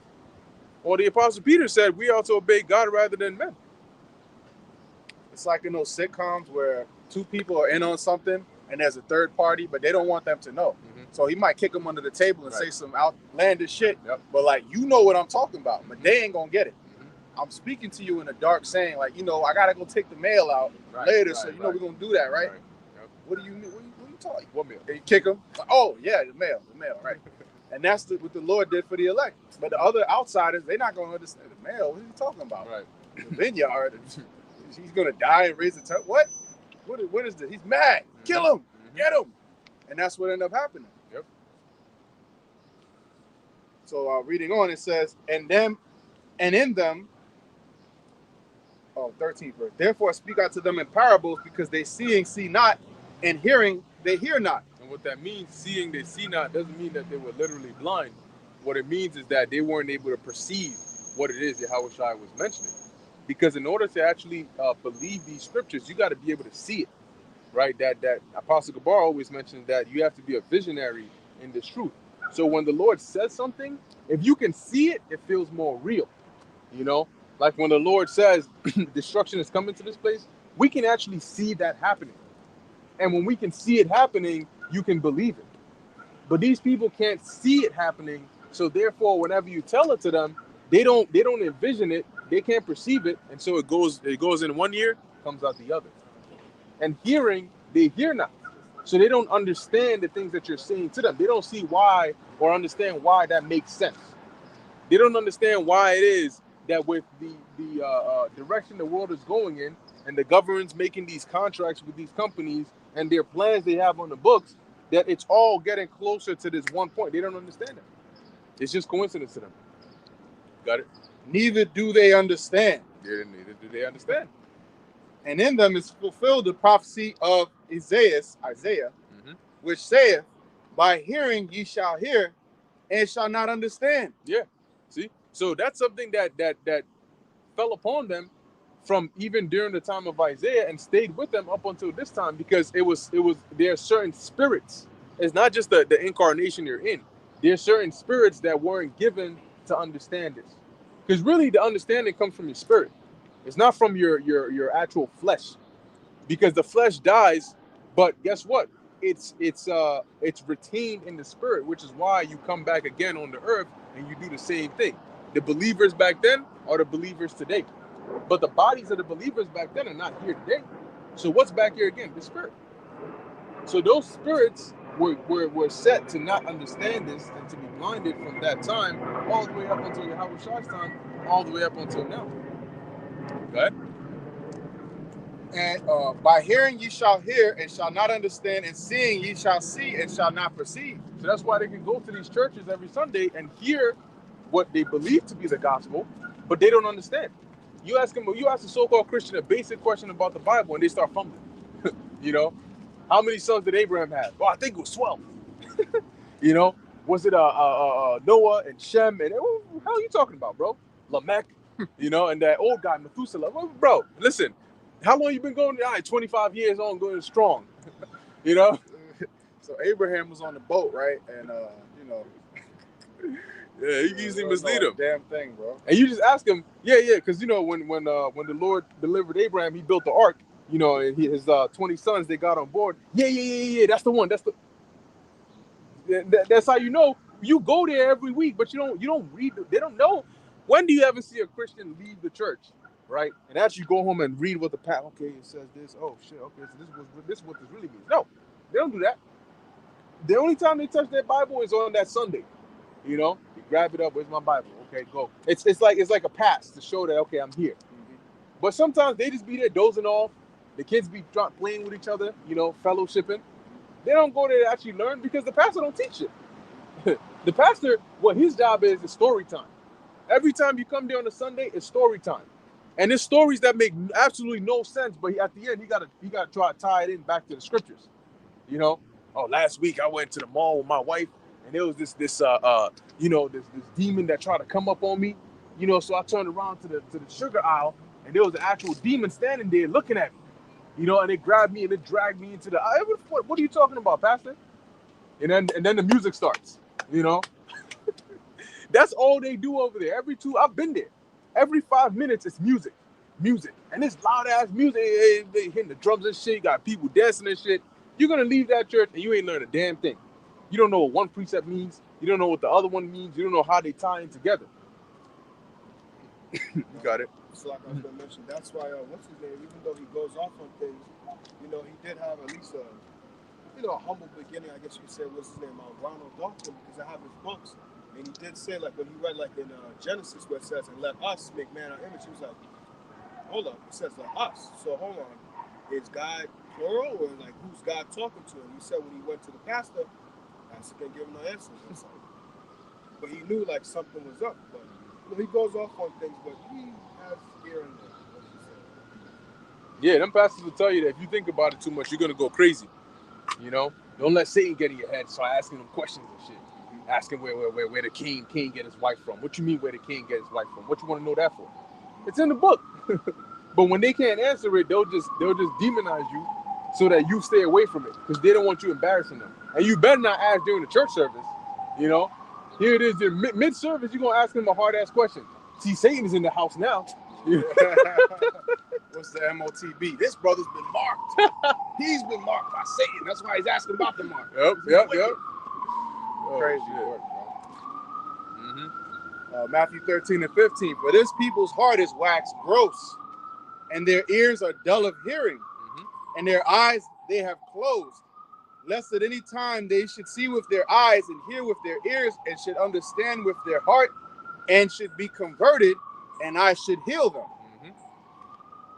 But blessed are your eyes, for they see, and your ears, for they hear. For verily I say unto you that many prophets and righteous men have desired to see those things which ye see and have not seen them, and to hear those things which ye hear and have not heard them. Yeah, see, because at the time it wasn't the time for them to receive those things. You know, it wasn't the time for them to hear those things. But as it says, now the Lord had revealed these things, the wholeness of it, to the disciples at that time.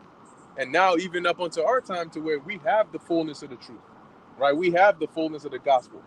There were certain, the scriptures say that there are certain things that even the angels desire to look into, and they're not able to, because it's not given to them. That's not their lot.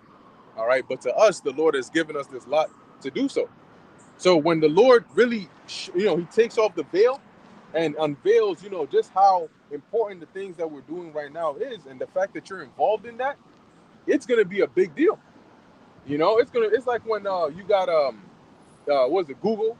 I think it was Google that started off in somebody's garage somewhere, with like some small ass computer, and those whoever the founders of it.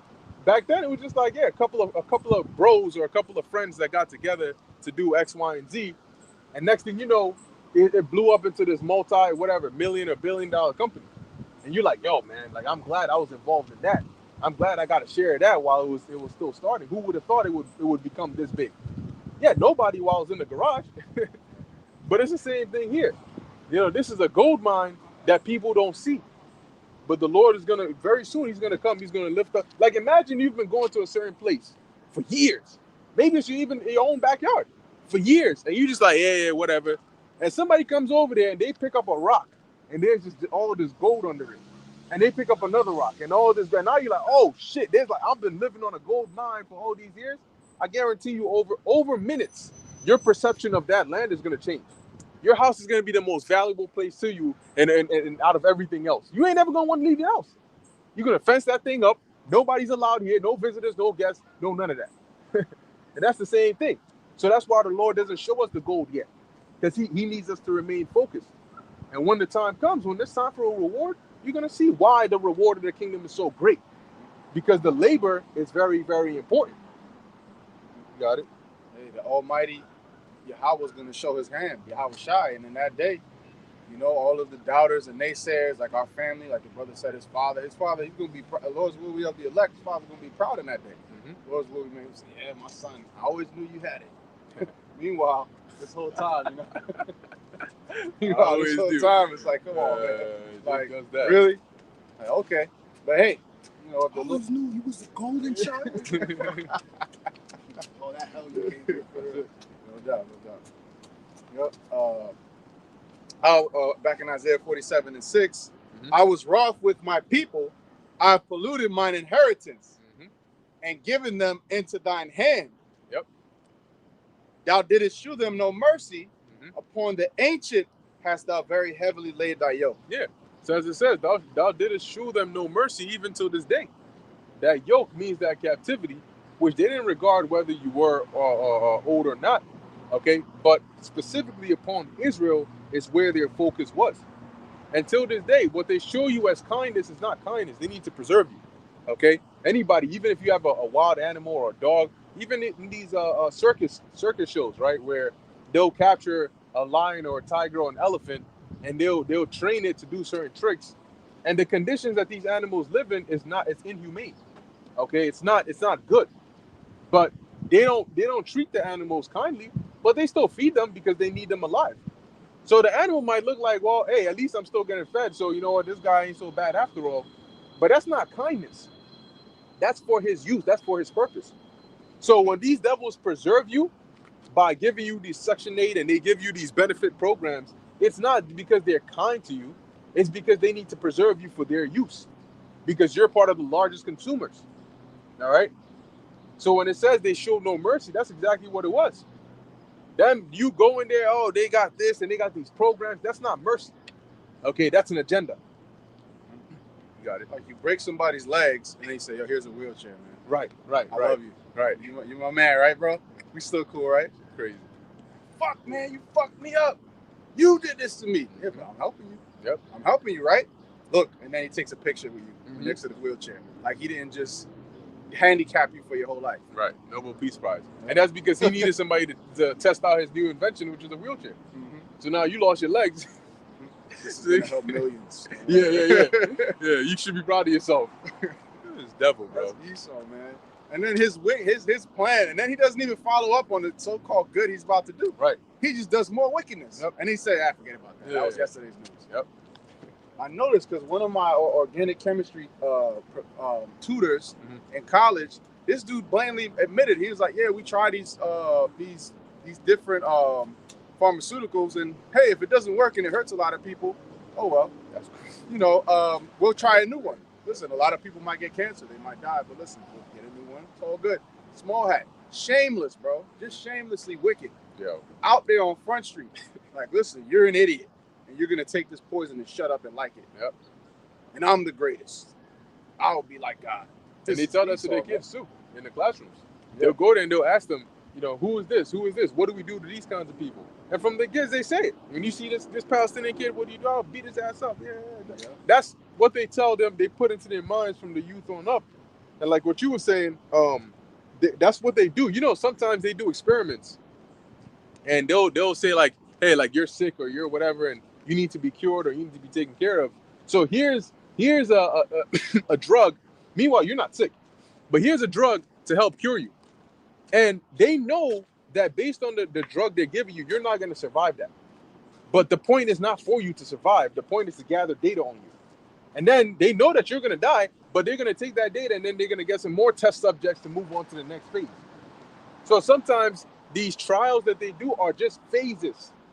You were never supposed to be cured. The actual experiment was never to actually cure you. The experiment was just to see how does this behave in this kind of body. And now they got that data. Well, whatever happens to you, that's on you. Go get some Tylenol or something like that. Some Aleve. And they did that with the oil. They did that with Yep. all of the different, because they got a lot of that opium from out there in Afghanistan when that went down. Yeah. That was really one of the main reasons they went, as well as other resources they wanted from the land. And then they went and used it. They stole from somebody to poison somebody else. Think about the shit that Esau be doing, man. They stole from a whole nation of people just to poison their own nation of people. This is truly the works of the wicked. And then y'all look at us like we crazy for saying that Esau's the so-called white man. Mhm. Even ChatGPT knows it. Yep. We got a lesson lined up on that. Stay tuned. Yes, sir. There's a video out. I don't know if it's still up, but it was done by this Edomite, or at least he sounded like an Edomite, and it was titled "If I Was the Devil." I think that's what it's titled. So basically, it's almost poetic, but he goes into it like it's like 2 minutes long, and he's saying it. He's saying, look, if I was the devil, I would do this. If I was the devil, I'd do that. If I was the devil, I replace this with this. I start teaching the children this. I start doing this to your food. I start doing that to the air. I tell, people that modesty is not the right way. And in fact, you should be shameless and a whore. If I was the devil, I promote that on TV and then have them, be influenced by it. And he's saying all the things that have been done and are being done and is destroying the world today. And he's like, yeah, so if I was the devil, I wouldn't come to you with red horns and yada, yada. I come to you as your boom or this influencer. I tell you it's okay to do this and you should stay away from that. I tell you, no, the Bible is fiction, but you got to get into this. Science is the truth. And next thing you know, you're like, oh, wow. You eventually you get where he's going with it, right? Rather than just coming to you and saying, hey, this is what these guys are doing. They're the devil. He's telling you, well, if I was the devil, what would I do? And you're supposed to use your common sense and say, wow, then I must know a devil that's real close because he's doing exactly this shit. But he's not Esau. Right, definitely I'm not. taking it too far. Nah, it's I just see what you're saying, brother, but listen, those people were already done away with a long time ago. Crazy. Isaiah 47:7, and now since I shall be a lady forever. right. So they have that mindset, and I think that's in Psalms 49. Their inward thought is that their houses shall continue forever onto generations.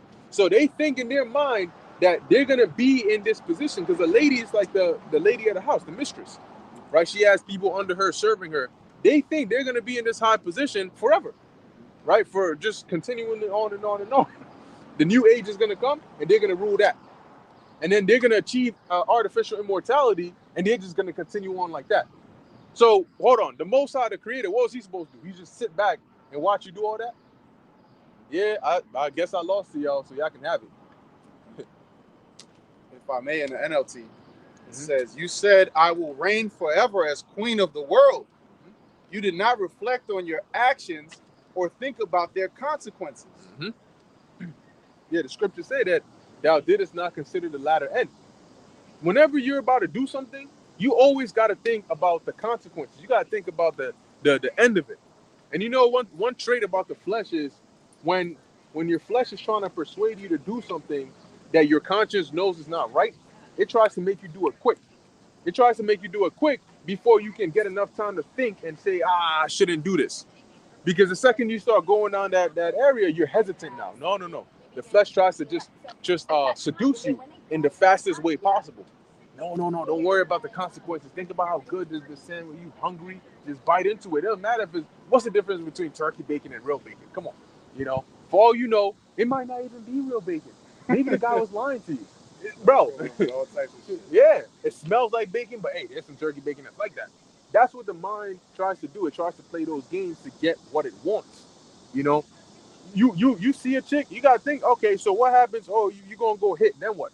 Then the post nut clarity gonna hit you, and now you're like, oh shit, should I really have done that?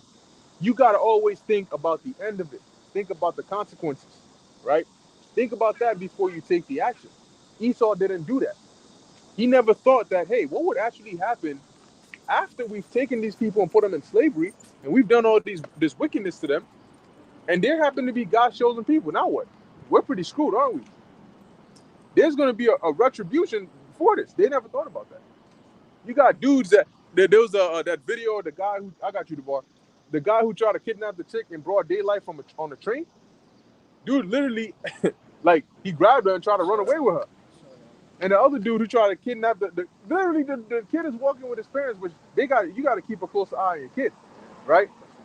Yeah, he takes a couple steps away. A dude picks him up, and they're like, yo, and then he drops him, and then he runs. He didn't think about the latter end. Where do you think you're gonna go? It's broad, it's freaking public. Everybody's there. The parents are like freaking a couple of feet away. What you thought you was gonna pick up the kid and just run? He's a whole 7-year-old child. Brazen. Yeah, brazen. You got it, bro. The Lord smitten them with wickedness. I mean, with madness. The wicked.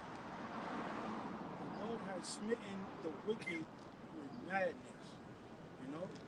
Because even though they know the scriptures and they know what they're doing is wrong to the chosen people of the Lord, they still do it. And they know that there's a repercussion to it, but they still do it. So, precept I wanted to bring out real quick is in Proverbs chapter 12, verse 10, where it says, a righteous man regardeth the life of his beast. Like, even though we own pets and we tame them, we still regard it as some type of decency. We don't whip it to death. We feed it. We take care of it. But with Esau and his rule over the Lord's chosen people, he just has no regard. All right. And the scripture reads, it says, "But the tender mercies of the wicked are cruel." They can't see you. Don't worry. You understand? So they go with the cruelty of like, yo, fuck it. We know that y'all the chosen people, but we only practice because we are wicked, death and destruction. You understand? So they'll go by and do things and blatantly do it in our face. Like with the people that get slaughtered by police, George Floyd, Eric Gardner, who have you, and they'll give those people no real jail sentence because they like, yo, look, we are wicked, and what we do, we supposed to be serving, protecting y'all, but we also are here to torture y'all and kill y'all and take y'all out and find a justification for when we destroy y'all. Like, what's the dude on the train, Neely, that killed the homeless guy? He got acquitted. All right, that's the tender mercies of the wicked. He called himself helping the patrons on the train, but he easily just took that man's life out. So that's the tender mercies of the wicked. It's cruel. That's it. God. And that's why we need deliverance out of here. But Jake see the things that they're living amongst, they complain about it, and then you tell them, all right, let's get out of here. No, we all right. We don't got to do all that. Like, bro, what do you want? You know, you want to get out of here or you don't? You just want to complain. Yeah. Got it. Isaiah 47:8. Listen to this, you pleasure-loving kingdom, living at ease and feeling secure. Yeah, and that's what this place is about, pleasures. Every avenue you turn to is about pleasures over and over and over again. You know, they don't care about what's actually right and wrong. Why do you think they have a restaurant called Red Lobster? And then the Bible that they swear upon says you're not supposed to eat lobster. But there's an actual, they couldn't, and the thing is, they don't sell just lobsters in there. They sell all kinds of other things. But of everything you could have called it, you call it Red Lobster. You'll be driving and you'll see a big truck that has a picture of that pink pork, that pig on there, talking about pork rinds, edibles, right? Like pork rinds that you can eat, and they're driving it in mass to take it to the store so people can go and buy it and eat it. And it's just because it's all about pleasures, right? When you look at the things that people do today, women go out and cheat on their men for pleasure. Yo, he pissed her off, so she's gonna go cheat on him, and she knows she can come back and then it'll be all right. They're living in pleasures, and that's gonna be to your detriment. That's how you catch all these diseases, you know, and you get all these ailments, and you're mentally unstable because of pleasure. Shitlins, all the nasty shit. They'll have a big billboard on the highway, the triple Texas, quadruple double burger, you know. Don't tempt me. Triple bacon, double, triple, quadruple, who gives a shit burger. Yeah. Coming soon. Down the spot burger. You know? And then Jacob be lined up for that thing. Mm-hmm. That truck you talking about with the big pig on it, it's an image of Porky Pig. Yeah. And it's a image that is set in your mind as something pleasant. Like you said, it's for pleasure. Because as a kid, you watch Porky Pig on the cartoons, and you got pleasure out of watching cartoons. Right. So when they got Porky Pig face on there, they make eating pork pleasant to the eye. Right. When it is nothing pleasant about eating pork. It's the opposite. It causes disease. All right. It let the worms form in your brain that you can't get rid of. All right. And it's also an abomination that the Lord told us not to eat. Mm-hmm. So with the Red Lobster, is the red is the symbolic to give it a pleasant look, like romantic, and it's like what they call it, aphrodisiac. People go to Red Lobster on romantic dates, Right. but it's actually the opposite of romantic. It puts you in a messed up point of mind and body physically, and you eating a roach, man. Lobsters are insects of Sea the sea. roaches. Yep. So how is that romantic to eat a roach? You know? So it's subliminally tricking you, with visuals. Yeah, I just saw the two chicks cut over there. You know, one got the phone up and shit. I don't know if she's taking a picture or recording herself. But I just remembering what the Apostle Paul said about them being lovers of themselves. Yeah, that's what I was thinking about. Like, that's eventually what they're going to be doing. They're going to be running around screaming everywhere because of fear. Yeah, you got it. Yeah. Isaiah 47:8. You say, I am the only one, and there is no other. I will never be a widow or lose my children. Yeah, that's the proud mindset that they carry over here. That's the spirit of Babylon, right? You know, they're the only one and there's none else. You know, they're never going to suffer loss. Yeah, the things that they do to other countries, that'll never come back on them. There's never going to be a global outage, a blackout that ends up killing people. There's always going to be a solution. They're always going to find a way out. Not so. And these people do not expect it at all. That's the crazy part, where the day reality meets these people, the unpreparedness and the pride gets smashed by the reality of prophecy. That's going to be a very, very interesting day, to say the least, man. Because you're going to have so many people that start off in denial, and as they start to accept the fact, it's going to be a scary, scary, scary world for them. When they start to realize how actually unsafe they are, it's not that you've been safe, you just thought you were. It's a false sense of security. But once society starts to crumble and all that goes out the window, you're going to have people there thinking to themselves, okay, you're in your apartment right now, but right now, what's keeping you safe? If something was to go down, what is your security? It's not the cops. It's not anybody, because you can't reach anybody because the service is down. And you hear people going around. You hear people outside your door. You see footsteps running to and fro. And you know you can't. What you going to do? How you going to defend yourself? See, a lot of people don't know that. Average people don't even know how to defend themselves. So when shit goes down, you don't have discipline. You don't know how to use wisdom.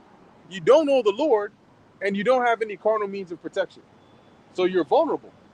And they're going to start getting those anxiety attacks, those panic attacks, those I'm hungry but I can't step outside because I'm afraid attacks.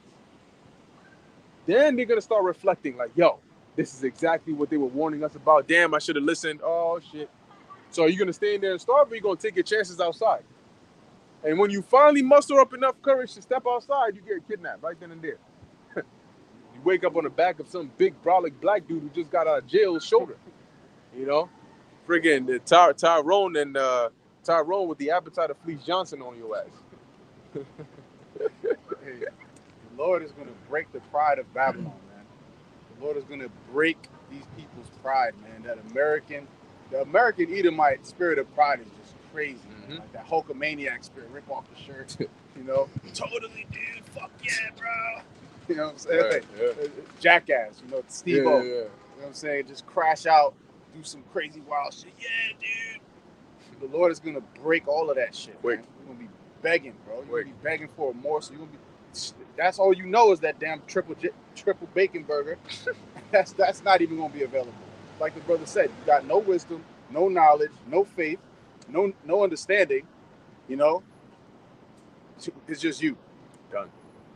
Through and through. Got it. Isaiah 47:9. Well, both these things will come upon you in a moment. Yeah, and this is the reality. The Lord is saying, look, the things you thought would never happen to you, they're going to happen to you. And as if that wasn't bad enough, they're going to all happen to you in a moment, just like that. You know? It's going to happen so fast, you're going to be wondering, like, yo, what, like Peter, when he got delivered by the angel, and he thought it was a vision. He's like trying to still understand, like, did that actually just happen? Because I knew I was in the jail cell, but now I'm free. When it hits these people, like you get hooked, you got a nice hook to your freaking chin, and your brain is boom, boom, boom, and now you don't know what's actually going on. You're like Mr. Krabs in that meme and shit. Everything is going around, and that's when reality sets in. Like, all right, this shit is real. You know, what are you gonna do now? And that's what's gonna happen, man. This is real. We're talking about real life stuff, and real life can be very painful. Real life can be very tough with the slightest inconvenience. You know, you don't have water in your house for a week. That shit is tough. You don't have electricity. That's tough. You don't have Wi-Fi. That's tough. But these are things that you use without even thinking about it. But when the Lord starts to snatch those away, he starts to leave you out there, it's cold and there's no heater. It's hot and there's no AC. You're hungry and there's no food. You're thirsty and there's no water. You're sick and there's no medicine. What do you do now? Was it a robot dog that bit you, or was it a real dog? Right. Was it digital, or was it real? Or was it an illusion, or was it you're going to be in a world of hurt, man, in a blender of pain. Oh, yeah. And anguish, you know? And they going to have the Neuralink, so they're going to be thinking about, yo, am I really seeing this? No, it's just AI. It's not real. And then they're going to really feel the pain. And this shit is probably going to glitch out. They're going to see what's really there, see some fucking Pokemon, whatever the fuck they see. What the? They're going to be bugging the hell out. Yeah, they're definitely bugging the hell out. It's bugging out. What the hell? Look, bro, a devil. Yo, you Hey. can't make this shit up, bro. Yeah. A black devil just walked by. Yeah. With straight up devil horns on Got his head. horns on his head, bro. He eat a bag of chips. Yo, Jake is through, bro. Big, black, Yo. and greasy. Jake is super Yep. through. Pull him or go get him. Get him off the street. Probably got on Google glasses. Yeah, yeah. See yourself as a devil. You're not dressed the part. Yeah. Yeah, this place is through, man. It's already crumbling. We need for Halloween. Yeah. The fuck? Summertime and you wearing devil horns? Eating a bag of Lay's chips. Pork rinds. Oh, shoot. You got it. Yes, these calamities will come upon you, despite all your witchcraft and magic. Yeah, so all those sorceries that you're doing, you think you can use that to avoid this calamity that's coming? No, it ain't gonna be the case. And those enchantments, they're not gonna work no more. Okay, eventually people are gonna start waking up. But this place got heavy enchantments. Everything, yo, you can even get addicted to the way you sleep. You start sleeping in a certain position, 2, 3, 4, 5 days. Next thing you know, you can't go to sleep without doing that. You know, you put your hand on your body a certain kind of way. Now, in order to go to sleep, you got to do that so you can fall asleep. Everything is just so, it's like it got a spell on it. You running late for work. Usually you eat at home. You running late for work. You pick up breakfast at this store right here one day. The next day, I'm running late. Let me pick up another one. Before you know it, you stop eating breakfast at home, and that's become the new thing. That's literally how quickly you know these things work. Why? Because it makes them money. The more and you notice, nobody's getting addicted to vegetables. Yo, how is it that one of the hardest things to get addicted to is a good diet? But let somebody they go drinking or clubbing one weekend, then that becomes a trend. You know, they try this cheeseburger over here, then that becomes a trend. But it's never that they tried broccoli and asparagus and that became a trend. Now they can't stop eating the broccoli and asparagus. No. It's never that. Or they went to the gym once or twice or 3 times and now, they love. No. It's never that either. That one is always a battle. Oh, I got to go to the gym today. But when it comes to the bad things for you, they love doing that. Why? Because if the food is junk, yeah, it tastes good. Who are you giving money to? The place where you bought it from? But then when you get sick, the pharmaceutical company, you're going to pay for the visit. So you're paying them doctors, paying the hospital. Then you're going to pay the pharmacy where you're going to get the drugs that they're prescribing to you. And then you're going to come back again with a follow-up. Because that's what they always tell you. Oh, take this for now. You know, if it runs out, we'll refill it for you. And come back to me in X amount of weeks and let's see how you're doing then. It's all enchantments. Okay? You got it. Oh, even Slaki, even into the way people speak. People speak with madness nowadays. You don't understand what they're saying. You know? It's like, what? Like, how is that? Imagine trying to read the text of a Gen Z. You know? It's a new language. Yes, King. -20 aura. What are you talking about, bro? Nah, no cap. Like, for real, though, you got to chill out with that. You know? You geeking right now. Huh? What the fuck are you talking about, bro? You know, they don't use, the slang is changing like every month. It's something new. It's crazy work, man. Yeah. It's just devolving, you know, devolving into just base beasts even more. Yeah. To where like basic communication is not even possible. Nah. Basic communication. No cat, no kissing. Yo, shut up, man. No kids. Shut up. Yeah, man, that's crazy. And now they don't even interact with people anymore. They'll from their phones, they'll make a plan to link up so they can be on their phones. Like, that shit is mad crazy. I never understood that. You make a plan to go on a date so you can be on your phones the whole date. Why did you link up in the first place then? And then you just see there was a picture that a project that a photographer did where he basically edited out all the actual phones from the pictures, and you just see how weird people look. Somebody's at a grill and he's just like looking at his hand. Other person next to him looking at their hand. Everywhere you go, it's just people with their head down, looking here, looking here, looking here, and there's nothing in their hand. So you see how weird people actually look. Yeah, I went to the beach the other day, and the dude that lets you in, he had his phone. His head was so down, he looked like he was a dead body, a corpse. Crazy.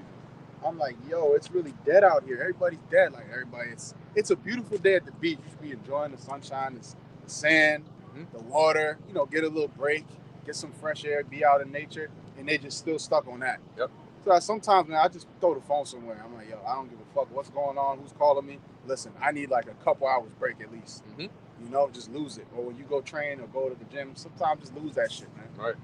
You know, for your own spiritual well-being. Yeah. Your own sanity.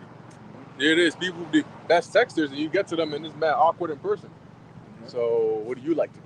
What the fuck you acting like you weren't just talking to me like a couple of hours ago? You know? But they don't know how to, because what do? They'll meet you just to get your social so you can continue talking online. Yeah. You know? They need to be more in-person interactions and less every 2 seconds, because then you get tired. Every day you're talking to this person. It's the same WYD. What are you doing? Why does it matter what I'm doing? What do you want? You know what I'm saying? Every 2 seconds. So what are you doing? You just asked me that an hour ago, and that's how you know they don't got nothing to say. They just want to. Because the phone is in their hand, they got to say something. Yeah, these phones is a form of enchantment too, because, like I was saying earlier, they go to it for all things, and leave people on the spell. Like, I'll be feeling glad. Like, sometimes I might run to the store and leave my phone. I'll be glad. Like, damn, I'm thankful because now this person or the internet ain't got no track on me based upon my location, because they be knowing where you at based upon you having your phone on you. So the enchantment is, you going to it, being under the spell of, like, if you need it for all things. The precept I wanted to bring out is Exodus 22, verse 18. And it says, "Thou shalt not suffer a witch to live." So, when you focus on the internet or you focus on having your phone for all things, that's a form of enchantment, and that's a form of them having you under control. Like you were mentioning before, that spell. Yep. When they wake up from that spell, it's gonna be a numbing feeling, because it's like, what can you do without your phone? Me personally, I was born in the '70s, so there wasn't no such thing as cell phones everywhere. Only time we really needed a phone is when you're making a call to reach somebody, not for Right, information. right, right. The main thing was going to the library, getting an encyclopedia or a dictionary. Mm-hmm. Those things are nowhere to be found because they're in your phone already. You can press the Google button that says listening, and you can ask the question, and they'll give you an answer. So, it's like the convenience of the cell phone is a form of enchantment. Mm-hmm. Yep. But these things are not going to be around when the grid goes off. So y'all going to be in for a hell of a ride. Yeah. You ever notice people? They know where they're going, but they still got the GPS on. And it's just like, hey, just in case. It's like, bro, if you got lost, places like most places they're designing like a grid light system. So it's like there's always a pattern, right? There's a street, the cross street, and then there's this street going here. As long as you know, okay, you got to go uptown, you just follow the signs on the road. If you ever got lost, people don't know how to do that. They don't know how to do that because they're so addicted to having the GPS. Right? The right side is blocked. You just came from there. And if this side is not blocked, the GPS says make a right, you're going to make a right again to get there to find out it's blocked. And they get mad at the GPS and say, why the hell is this shit taking me the wrong way? You already know the path you got to go down. So if you didn't have the GPS, what would you do?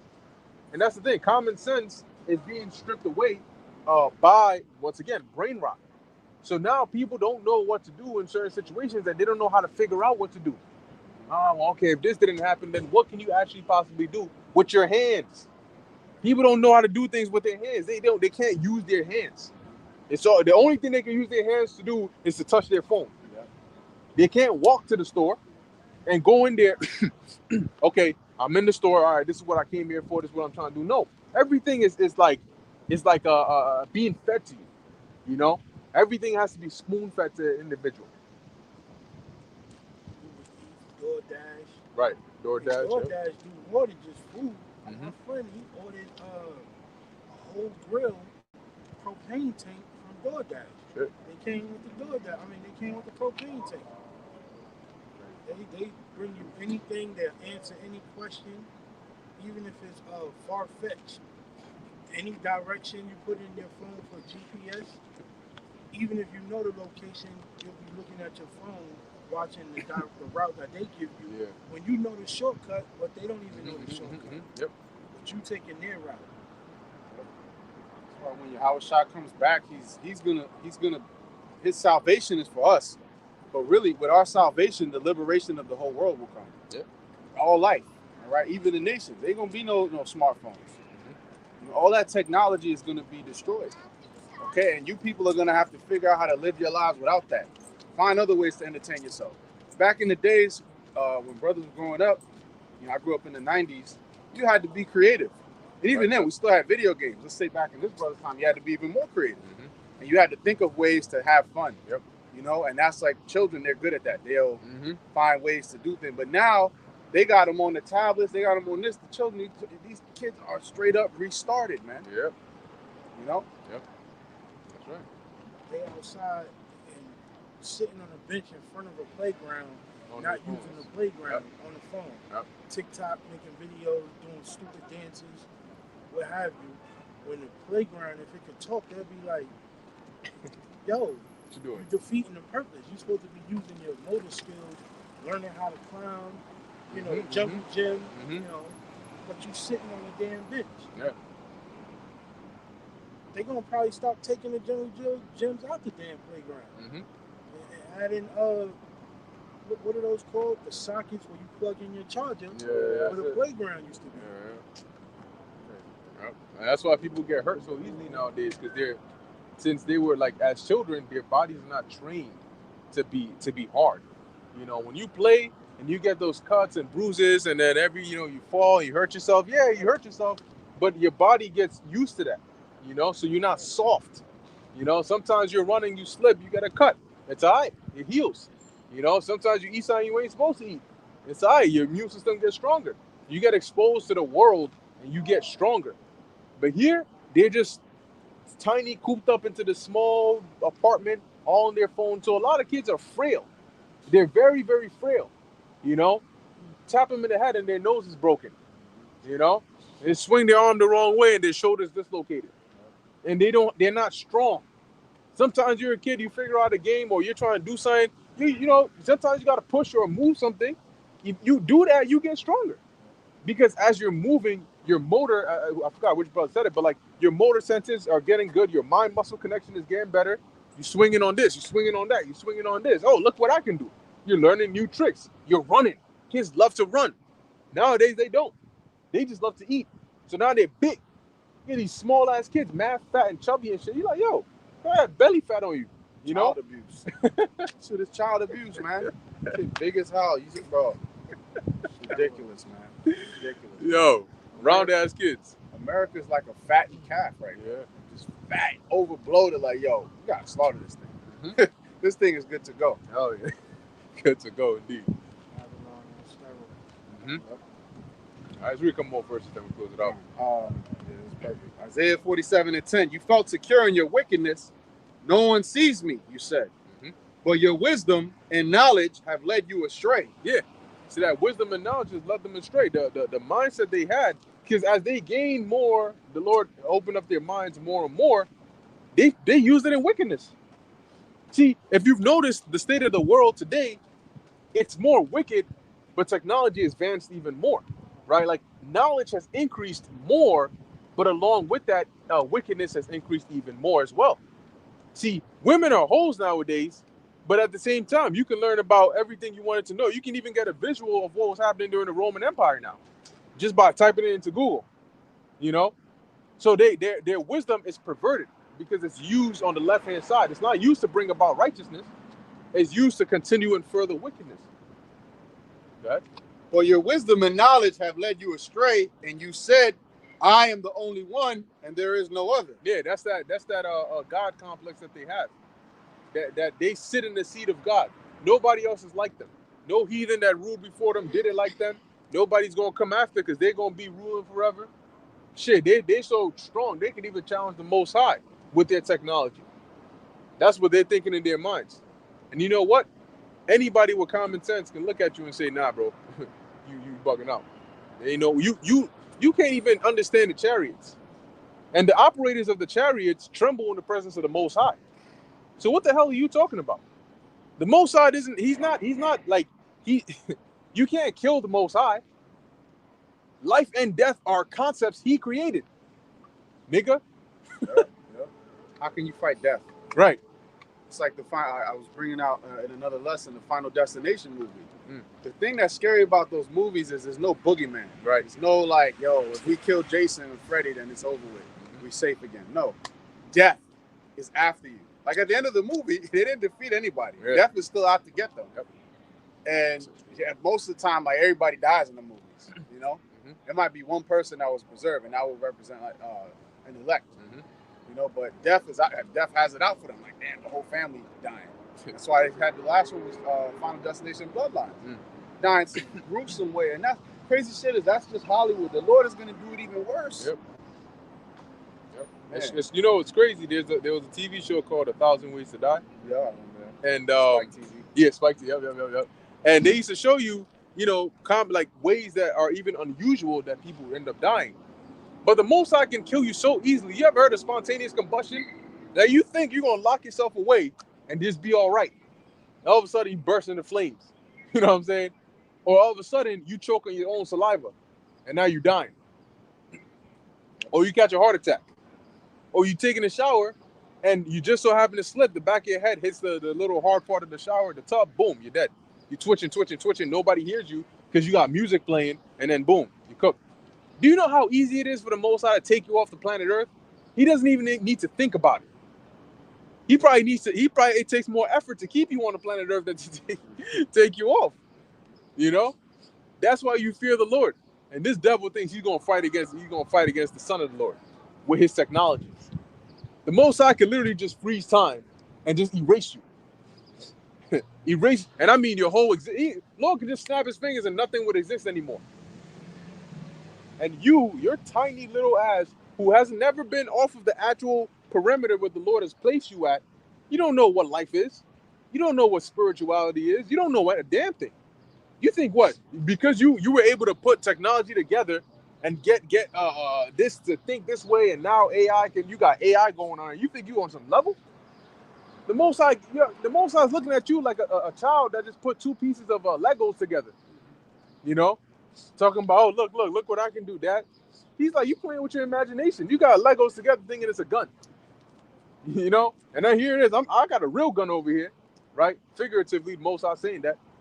So you are on no level at all, and that's why they're gonna realize that, as it says in 2 Ezra 13, they were afraid and yet durst fight. Because before they see the power of the Lord, that's like when you see an enemy and they look frail, so you like, oh yeah, I can take this guy. You know, dude lands a nice strong jab in your nose, then you all right, hold on, hold on a second. I saw a video like that.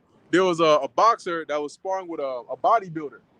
Because bodybuilders, they feel like, oh, I go to the gym, so it automatically equates to me being strong and I know how to fight. So the boxer's more skinny, but they put the gloves on, and you can see, he's laying to work on him. Had to do. He punched him one time. Dude started doing the fucking karaoke and shit. They had to stop the fight. He's like, all right, hold on. Took a seat real quick, and from that point on, he realized, I'm out of my league with this one. So when the Lord comes back, and they see the chariots, just the sight of Yahweh's chariot alone is going to shatter all their confidence. Because beforehand, they're going to be prepped. They're going to be boosted up, being, this is the moment. We got to stop that invasion from coming over. You got to fight for your country. You got to fight for your people. Yeah. See the chariot. Oh, shit. Hold on. wait. That's what we're going against? Their spirit is going to shatter. If they saw just an angel, just to say an angel flew out the chariot and just spread its wings, and you see the gold, the armor, the glory, the aura, they're going to stop right there. Let Leviathan poke his one of his eyeballs out the ocean. They're going to freeze right then and there, man. You don't know what the hell you're messing with. Got it? Like that hot blob. Yeah. Who knows what that is? Imagine that's a living hot blob. Oh my goodness. Fire dragon the Lord got under there. Yeah. The Lord got all types of stuff, man.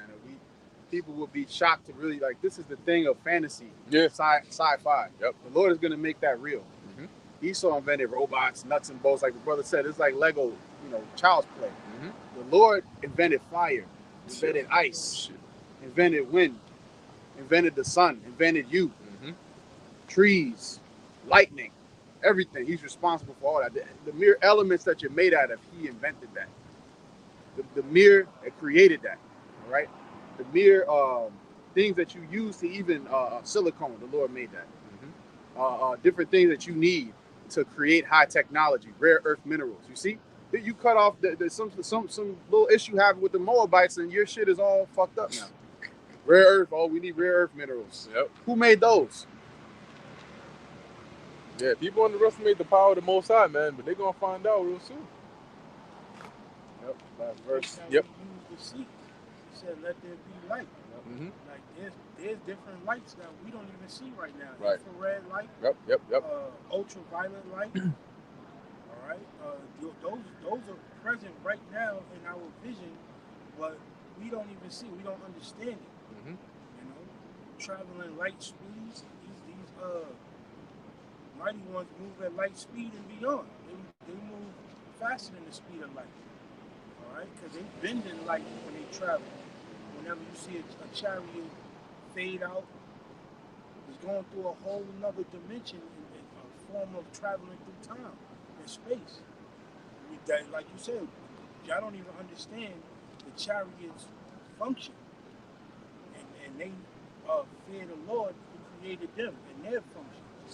So, you know, we minute. It's like we're primitive caveman as opposed to the Lord's ideas and his technology. Yeah, because life is complex, man.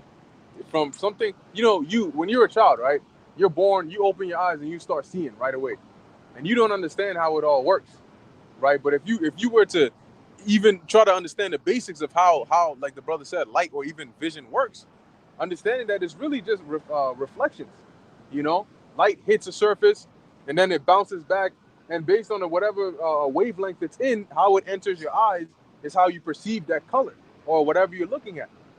And imagine something moving so fast that light can't even touch it. You know, by the time the reflection tries to come back to you, it's not there no more. There is so many things that are so complex, and how your brain, your retina, receives it and transmits it to your brain and converts it into images. Because remember, what you're seeing over there is an image in your mind. But the Lord set it up to where we all see the same thing. Our brain all translates whatever light reflections are coming off of whatever we're seeing the same way and interprets it the same way. So we can all say, yeah, that's a white car right there. It's out of this world. Anyway, you can finish on that. Isaiah 47:11. So disaster will overtake you, and you won't be able to charm it away. Mm-hmm. Calamity will fall upon you, and you won't be able to buy your way out. Mm-hmm.